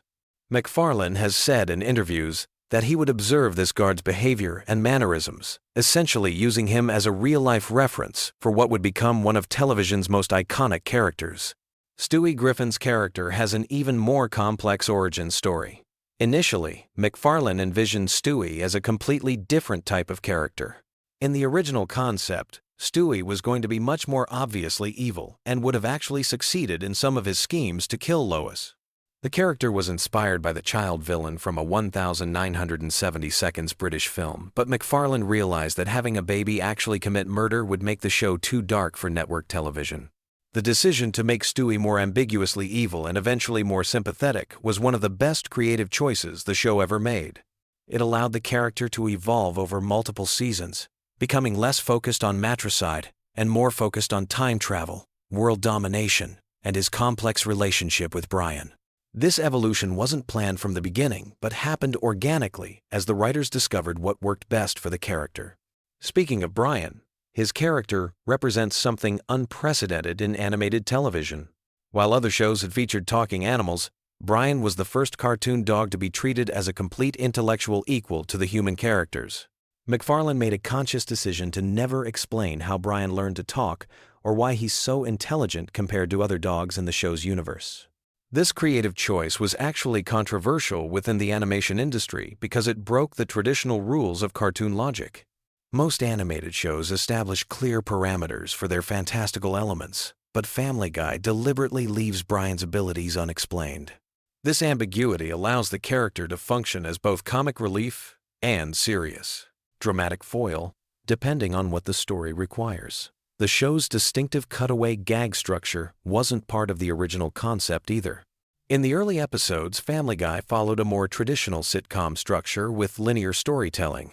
The famous random cutaways that interrupt the main plot were actually added later when McFarlane realized they could use these moments to explore more surreal and experimental types of humor. These cutaways became the show's signature element, but they also created massive production challenges. Each cutaway requires additional character designs, backgrounds, and sometimes entirely different animation styles. A single episode might feature dozens of different mini-scenes that have nothing to do with the main plot, essentially making every Family Guy episode like 3 or 4 different shows combined into one. The voice acting process reveals another fascinating layer of the show's complexity. Seth MacFarlane voices 4 of the main characters: Peter, Brian, Stewie, and Glenn Quagmire. What most people don't realize is that he records all of these voices in different sessions to maintain consistency. He can't switch between the voices quickly enough during regular recording sessions, so each character's dialogue is recorded separately and then edited together. McFarlane has mentioned that Peter Griffin's voice is the most physically demanding because it requires him to strain his vocal cords to achieve that distinctive gravelly tone. After long recording sessions, McFarlane sometimes loses his natural speaking voice temporarily because of the physical stress of performing Peter's dialogue. The show's relationship with censorship has created some of the most interesting behind-the-scenes stories in television history. Family Guy pushes boundaries constantly, but there's actually a sophisticated system of negotiations between the writers and network censors. The writers deliberately include jokes that they know will be rejected, using them as bargaining chips to keep the jokes they really want. This strategy has allowed Family Guy to get away with content that would never make it onto other network shows. The censors focus their attention on the obviously problematic material, which gives the writers cover to include more subtle but equally controversial content. It's essentially a game of misdirection that happens during every episode's production process.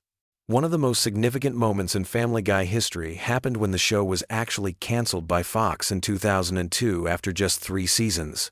The network executives felt the show was too expensive to produce and wasn't attracting enough viewers in key demographics. This cancellation seemed like the end of the story, but something unprecedented happened next. The show's reruns on Cartoon Network's Adult Swim block became incredibly popular, attracting larger audiences than the original Fox broadcasts had achieved. Simultaneously, the Family Guy DVD sales broke records for animated television releases. Fans were literally buying seasons of a canceled show faster than DVDs of shows that were still in production. This combination of strong cable ratings and exceptional DVD sales convinced Fox to bring Family Guy back from the dead, making it the first canceled series in television history to be revived based primarily on home video performance. The revival created a new business model that other networks began copying, proving that traditional ratings weren't the only way to measure a show's value. The resurrection of Family Guy also changed how the show approached storytelling. When MacFarlane returned to production, he knew the show had been given an unlikely second chance, and this awareness influenced the writing in subtle but important ways. The characters became more self-aware, the jokes became more metatextual, and the show began directly addressing its own cancellation and revival in various episodes. Behind the scenes, the animation process for Family Guy utilizes techniques that most viewers never notice, but which significantly impact the show's distinctive look. Unlike many other animated series that use traditional cell animation or simple digital techniques, Family Guy employs a hybrid approach that combines hand-drawn character animation with digitally created backgrounds and effects. This hybrid technique allows the animators to create more dynamic camera movements and complex visual gags than would be possible with purely traditional methods. The show's famous chicken fights, elaborate musical numbers, and surreal cutaway sequences all rely on this sophisticated blend of old and new animation technologies. The writing room for Family Guy operates differently from most television shows because of the unique challenges created by the cutaway structure. The writers have to create two different types of content for every episode: the main storyline that follows traditional narrative rules, and the cutaway material that can be completely disconnected from reality. This dual writing process means that Family Guy episodes are actually much more complex to construct than they appear on screen. The writers have to ensure that the cutaways don't disrupt the pacing of the main story, while also making sure that each mini-scene within the cutaways has its own complete comedic arc. It's like writing a regular television episode while simultaneously writing dozens of very short comedy sketches. The show's impact on popular culture extends far beyond just entertainment. Family Guy has influenced internet meme culture more than almost any other television show, with countless jokes, phrases, and visual gags becoming viral content across social media platforms. The Surfin' Bird episode alone generated thousands of remixes, parodies, and tribute videos from fans around the world. This cultural influence wasn't accidental but resulted from MacFarlane's deliberate decision to make the show's humor as quotable and shareable as possible. The cutaway structure naturally creates bite-sized pieces of content that work perfectly for online sharing, essentially making every episode a collection of potential viral moments. The business side of Family Guy reveals how successful the show has become beyond just television ratings. The merchandise empire includes everything from action figures to video games, generating hundreds of millions of dollars in revenue annually. The show's characters have appeared in commercials, theme park attractions, and even academic studies about animation and comedy. What makes this commercial success particularly interesting is that it happened despite the show being canceled once and facing constant criticism from various groups. Family Guy proved that controversial content could be incredibly profitable if it connected with audiences authentically, creating a template that many other shows have tried to follow. The voice cast beyond Seth MacFarlane includes some fascinating stories about how actors were recruited and how their characters evolved. Alex Borstein, who voices Lois Griffin, was actually hired before the show was even greenlit by Fox. MacFarlane was so impressed by her audition that he wrote additional material specifically for her character, expanding Lois's role far beyond what was originally planned. Mila Kunis, who voices Meg Griffin, was just 14 years old when she started working on the show. Her voice literally changed during the early seasons as she went through adolescence while recording the character. The producers had to make subtle adjustments to accommodate her changing vocal range, creating a unique situation where a cartoon character's voice evolved naturally over time. The show's approach to celebrity guest stars differs significantly from other animated series. While The Simpsons typically has celebrities play versions of themselves, Family Guy often has famous actors voice completely original characters or play historical figures in cutaway gags.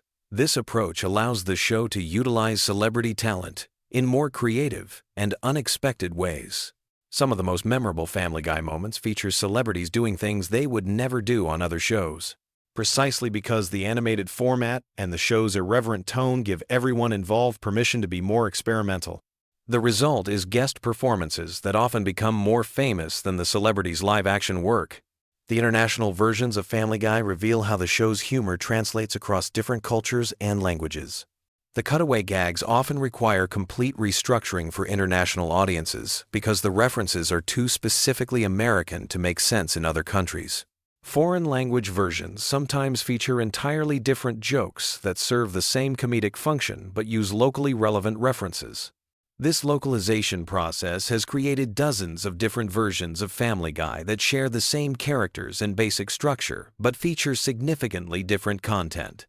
In some ways, these international versions are like alternate universe versions of the show, exploring how the same comedic sensibilities might express themselves in different cultural contexts. The technological evolution of Family Guy's production reflects broader changes in the animation industry. Early episodes were produced using techniques that were already becoming obsolete, while recent seasons utilize cutting-edge digital tools that would have been impossible when the show first aired.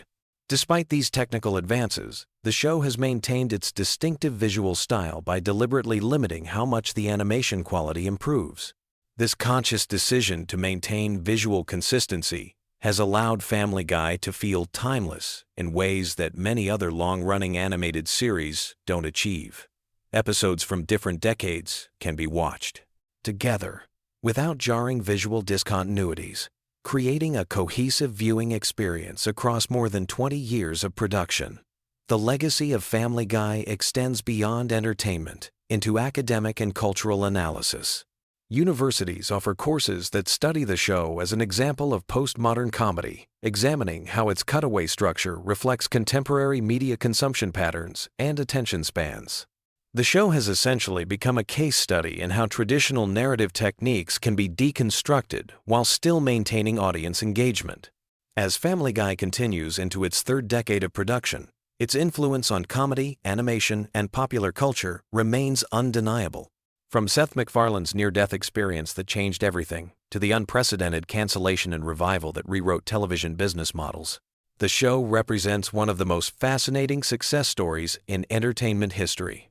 The next time you watch Peter Griffin stumble through another ridiculous adventure or listen to Stewie's sophisticated observations, remember that you're experiencing the result of countless creative decisions, business battles, and pure accidents that somehow combine to create something truly unique in television history. You know that feeling when you're lying in bed, scrolling through your phone, and suddenly you realize you've been watching Family Guy clips for 3 hours straight? Tonight, we're diving deep into the twisted, hilarious, and surprisingly complex world of Family Griffin and his dysfunctional Rhode Island family. So grab your favorite blanket, dim those lights, and let me take you on a journey through decades of animated chaos that somehow became one of television's most enduring franchises. Picture this. It's 1999, and a young animator named Seth MacFarlane is sitting in his apartment, probably eating cereal for dinner, when he creates what would become a cultural phenomenon. But here's the thing most people don't realize about Family Guy. Beneath all the cutaway gags, pop culture references, and Stewie's diabolical schemes lies a surprisingly intricate web of character development, running storylines, and hidden details that span over 2 decades. Let's start with the Griffin family themselves, because honestly, they're way more complex than people give them credit for. Peter Griffin isn't just a bumbling dad who works at a brewery. He's actually a fascinating study in arrested development. Throughout the series, we've learned that his childlike behavior stems from a complicated relationship with his father, Francis Griffin, a strict Irish Catholic who never showed Peter affection. This explains so much about why Peter desperately seeks approval, while simultaneously rebelling against authority figures. But here's where it gets interesting. Peter's job at the Pawtucket Brewery isn't just random, it's actually owned by Carter Pewterschmidt, his father-in-law, which creates this whole dynamic where Peter is constantly trying to prove himself to a man who sees him as completely inadequate. The brewery itself has become this recurring location where some of the show's most memorable moments happen, from Peter's various workplace shenanigans to the time he discovered the brewery was basically stealing Budweiser's recipe. Now let's talk about Lois, because she's probably the most underappreciated character in the entire series. On the surface, she's the long-suffering wife who puts up with Peter's antics. But dig deeper, and you'll find a former wild child from a wealthy family who gave up everything for love. Lois comes from money, serious money, and she chose to live in a modest house in Quahog with a man her parents despise. Her maiden name, Schmidt, carries weight in their social circle, but she rejected that lifestyle. The fascinating thing about Lois is how the show gradually reveals her past. She was this rebellious rich girl who dated musicians, experimented with different lifestyles, and had a completely different personality before settling down.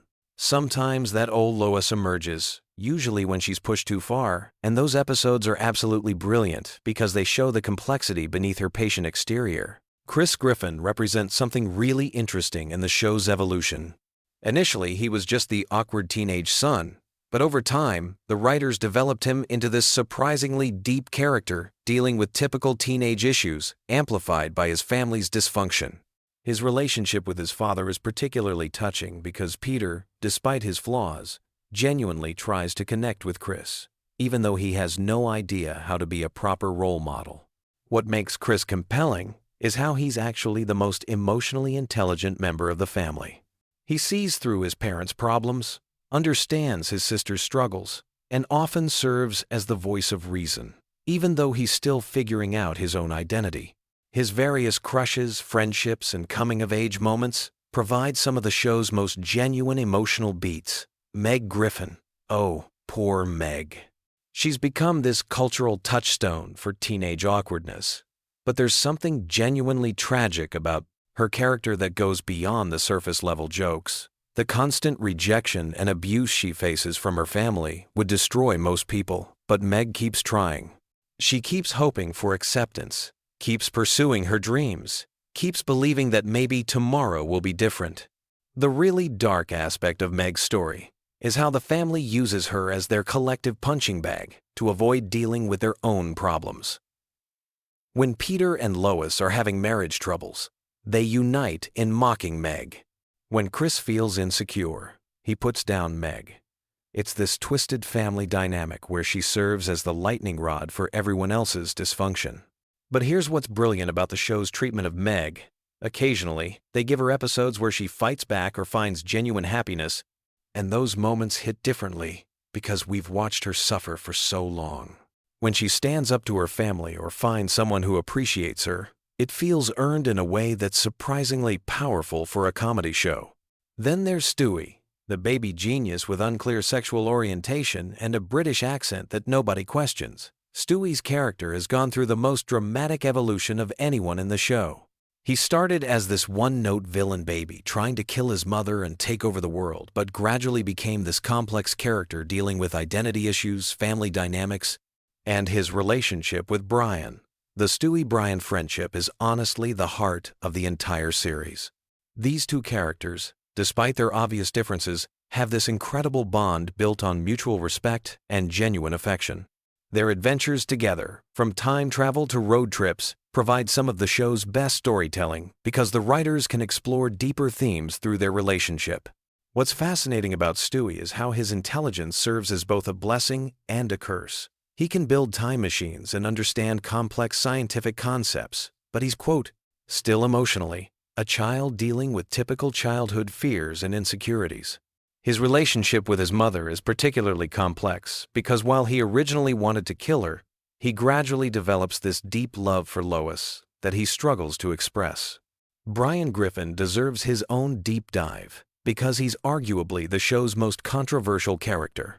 He's this liberal intellectual dog who writes novels nobody reads, drinks martinis, and constantly preaches about social issues while being fundamentally flawed himself. Brian represents this specific type of person we all know, the friend who talks a good game about being progressive and enlightened, but whose actions don't always match their rhetoric. The genius of Brian's character is how the show gradually reveals his hypocrisy without completely destroying his likability. He's pretentious, he's selfish, he's often wrong about things he claims to understand, but he's also capable of genuine growth and moments of real insight. His romantic relationships throughout the series serve as this ongoing commentary on his character flaws and his struggle to become a better person. One of the most interesting aspects of Family Guy lore is how the show handles continuity. On the surface, it seems like a show where anything can happen and nothing really matters. But if you pay attention, There's actually a surprising amount of consistency in character development and running storylines. The writers remembered details from episodes that aired years ago and will call back to them in unexpected ways. Take the ongoing rivalry between Peter and the giant chicken, Ernie. What started as a throwaway gag about expired coupons evolved into this epic saga spanning multiple episodes and featuring increasingly elaborate fight sequences. These battles have become legendary among fans because they represent the show's commitment to taking absurd premises to their logical extreme. The show's relationship with death is particularly fascinating. Characters die and come back, timelines get altered, and reality bends in ways that should break the show's internal logic. But somehow, it all works because the emotional core remains consistent. When major characters like Brian temporarily died, the fan reaction was intense because despite all the show's surreal elements, viewers had formed genuine attachments to these characters. Let's talk about Quahog itself, because the town is almost a character in its own right. This fictional Rhode Island community is populated by an incredible cast of recurring characters who each bring their own flavor to the show's universe. There's Joe Swanson, the paralyzed police officer whose determination and positive attitude contrast sharply with his neighbor's various dysfunctions.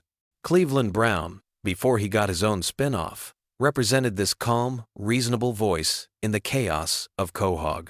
His friendship with Peter, despite Peter's often thoughtless behavior, showed this theme that runs throughout the series about how genuine friendships can survive even the most ridiculous circumstances. Glenn Quagmire is probably the most controversial neighbor because he's simultaneously hilarious and deeply disturbing. His character serves as this extreme example of toxic masculinity taken to absurd lengths, but the show occasionally gives him moments of vulnerability that suggest there's more to him than just his predatory behavior. The local businesses in Quahog each have their own personalities too. The Drunken Clam isn't just a bar where the guys hang out. It's this working-class sanctuary where they can escape their domestic responsibilities and bond over beer and television. Jerome, the bartender, represents this stable, wise presence who's seen everything and judges nothing. One of the most underappreciated aspects of Family Guy lore is how it handles social commentary. Yes, the show is often criticized for pushing boundaries, but if you look closely, there's actually a consistent moral framework underlying most episodes. The show frequently punishes characters for their bad behavior, even if those consequences don't carry over to future episodes. Peter's schemes usually backfire spectacularly, teaching him lessons he immediately forgets. Stewie's attempts at manipulation often result in him learning something about empathy or human connection. Brian's pretensions are regularly deflated by reality. The show has this way of exploring serious topics through absurd scenarios that somehow makes the underlying messages more palatable. The cutaway gags, which are probably the show's most recognizable feature, serve a purpose beyond just getting laughs. They provide breathing room in episodes, allow for pop culture commentary, and give the writers freedom to explore ideas that wouldn't fit into the main storyline. Some of these gags have become so iconic that they've entered the broader cultural conversation. What's really impressive about Family Guy's longevity is how it's managed to stay relevant across multiple decades of changing cultural landscape. The show started in the late 90s, survived cancellation, came back stronger than ever, and continues to find new audiences while maintaining its core identity. That takes real skill from the writers, voice actors, and animators who bring this world to life. The voice acting, especially, deserves recognition because Seth MacFarlane voices multiple main characters while maintaining distinct personalities for each one. Peter's Rhode Island accent, Stewie's British sophistication, Brian's intellectual pretensions, roulette. Each voice tells you everything you need to know about the character before they even start talking. As we've journeyed through this animated universe tonight, what emerges is a picture of a show that's far more thoughtful and complex than its reputation might suggest. Family Guy works because beneath all the chaos and controversy, it's fundamentally about family. Messy, complicated, dysfunctional family, but family nonetheless.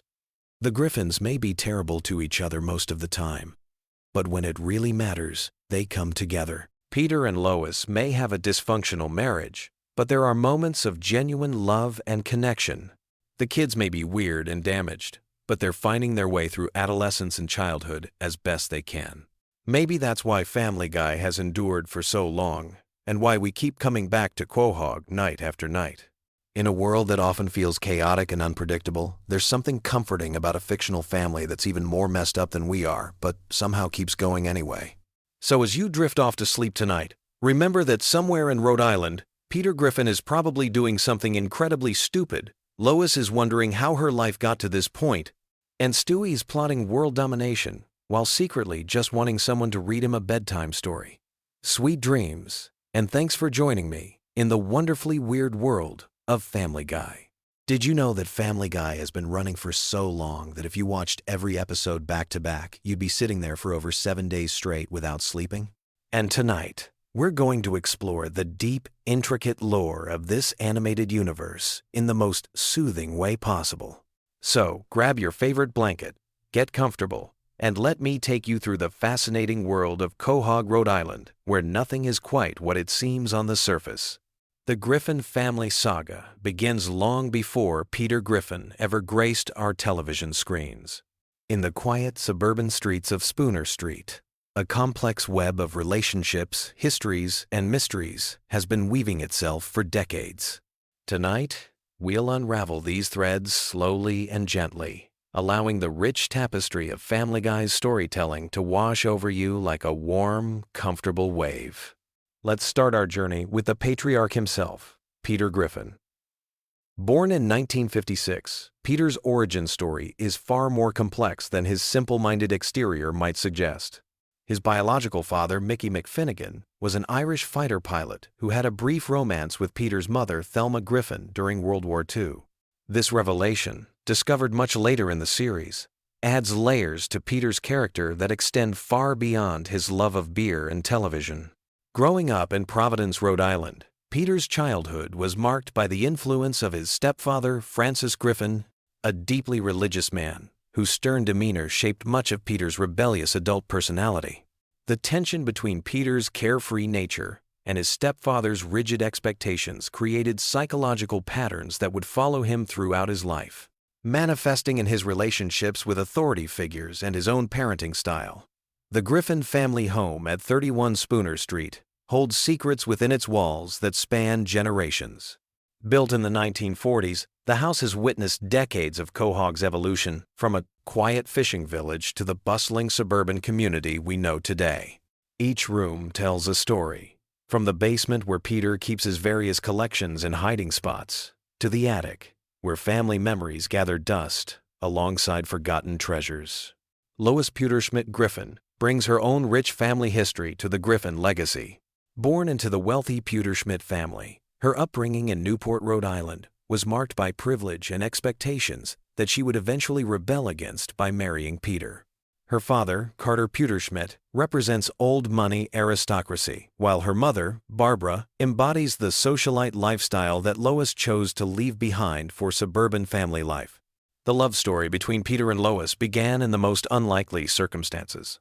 Their first meeting at a college party seemed destined for disaster, with Peter's crude humor clashing against Lois's refined sensibilities. Yet beneath the surface differences, they found a connection that would withstand decades of marriage, countless adventures, and the chaos that seems to follow the Griffin family wherever they go. Their eldest child, Meg Griffin, carries the weight of being the family scapegoat, but her character development reveals depths that extend far beyond the surface-level jokes. Born Megatron Griffin, her name itself hints at the complex relationship she has with power and identity. Throughout the series, glimpses of Meg's inner strength emerge, suggesting that her current role in the family dynamic may be more temporary than it appears. Chris Griffin, the middle child, represents the gentle heart of the Griffin family. His artistic nature and kind spirit often serve as a counterbalance to the chaos surrounding him. His relationship with his imaginary friend and his various creative pursuits reveal a sensitive soul navigating the complexities of adolescence while surrounded by the unconventional family dynamics that define the Griffin household.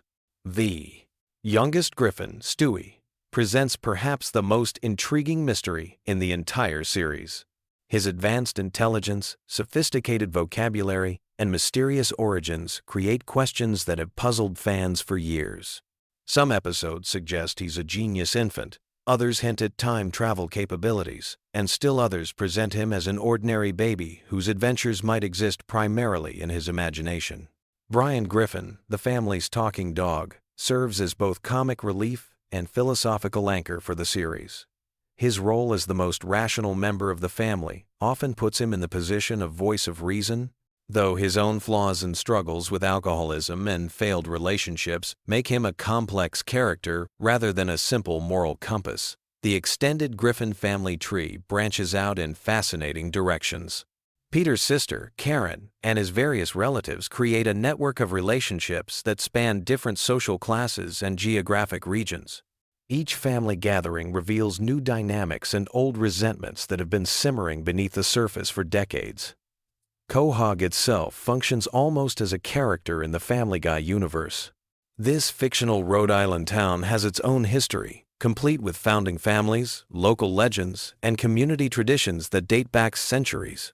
The Drunken Clam, Peter's favorite bar, serves as more than just a drinking establishment. It's a social hub where local politics, gossip, and friendships are forged and tested. The town's various establishments each carry their own stories. The grocery store where Peter works has seen multiple ownership changes and corporate restructures, reflecting broader economic changes in small-town America. The local news station provides a window into Quahog's relationship with the outside world, while the various restaurants and shops create a sense of community continuity. Among Quahog's most colorful residents, we find characters whose backstories interweave with the Griffin family narrative in unexpected ways. Glenn Quagmire, the Griffin's neighbor, carries secrets from his past as a naval officer and pilot that occasionally surface to add depth to his character beyond his more obvious personality traits. His family history, including his relationship with his parents and his various romantic entanglements, creates ripple effects throughout the community. Cleveland Brown's departure and eventual return to Quahog represents one of the series' most significant character developments. His journey to Virginia and back again brought new perspectives to old friendships, while his marriage to Donna and the blending of their families created new dynamics in the established social order of Spooner Street. Joe Swanson's background as a police officer adds layers of law enforcement history to the neighborhood dynamic. His disability, acquired in the line of duty, represents both personal triumph and ongoing challenge, while his relationship with his wife Bonnie and their family creates another thread in the complex web of Spooner Street relationships. The recurring characters who populate Quahog each bring their own histories and motivations to the community. Mayor Adam West's eccentric leadership style masks a deeper commitment to his town, while his bizarre decisions often reveal unexpected wisdom. Dr.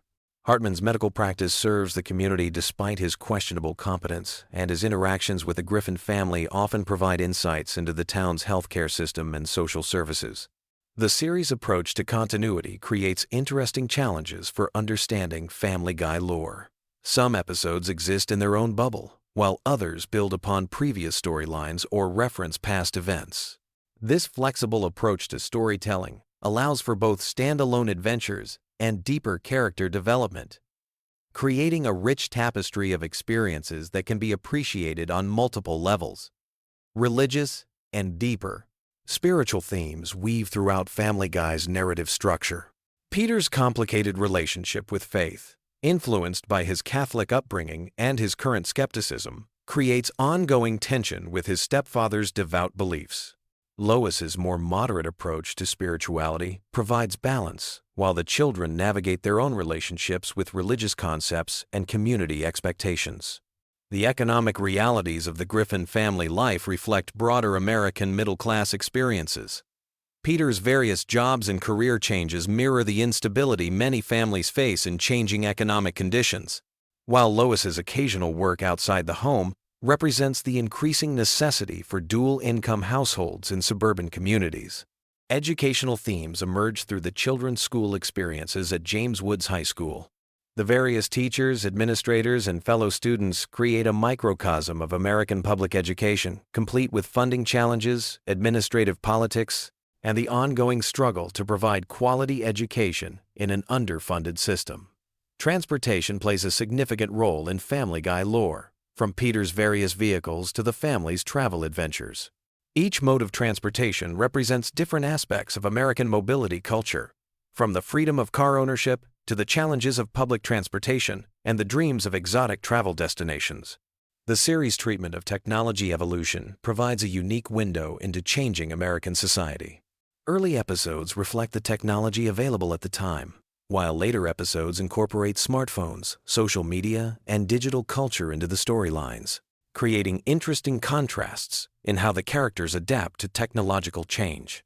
Food culture permeates Family Guy storytelling, from Peter's love of unhealthy cuisine to the family's dining experiences at various restaurants. These food-related storylines often reflect broader American attitudes toward nutrition, dining culture, and the role of food in family bonding and social interaction. The changing seasons in Quahog provide natural rhythm to the series' storytelling. Holiday episodes create opportunities for family traditions, while seasonal activities reflect the natural cycle of New England life. These seasonal elements ground the fantastic elements of the show in recognizable patterns of American suburban life. As we reach the end of our gentle journey through Family Guy lore, it's worth noting that this animated universe continues to evolve and expand. New episodes add fresh layers to established characters, while introducing new elements to the community of Quahog. The ongoing nature of the series means that tonight's exploration represents just one moment in a continuously growing tapestry of storytelling. The Griffin family's adventures, both mundane and extraordinary, reflect universal themes of family, community, and personal growth, wrapped in the distinctive comedic style that has made Family Guy a cultural phenomenon. Whether dealing with everyday suburban challenges or embarking on impossible adventures, the characters of Quahog remind us that family bonds, friendship, and community connections provide the foundation for navigating life's complexities. So, as you drift off to sleep tonight, let the gentle chaos of Spooner Street fade into peaceful dreams, knowing that tomorrow will bring new adventures, new challenges, and new opportunities for the Griffin family and their neighbors to discover what it truly means to be part of something larger than themselves in the wonderfully weird world of Family Guy.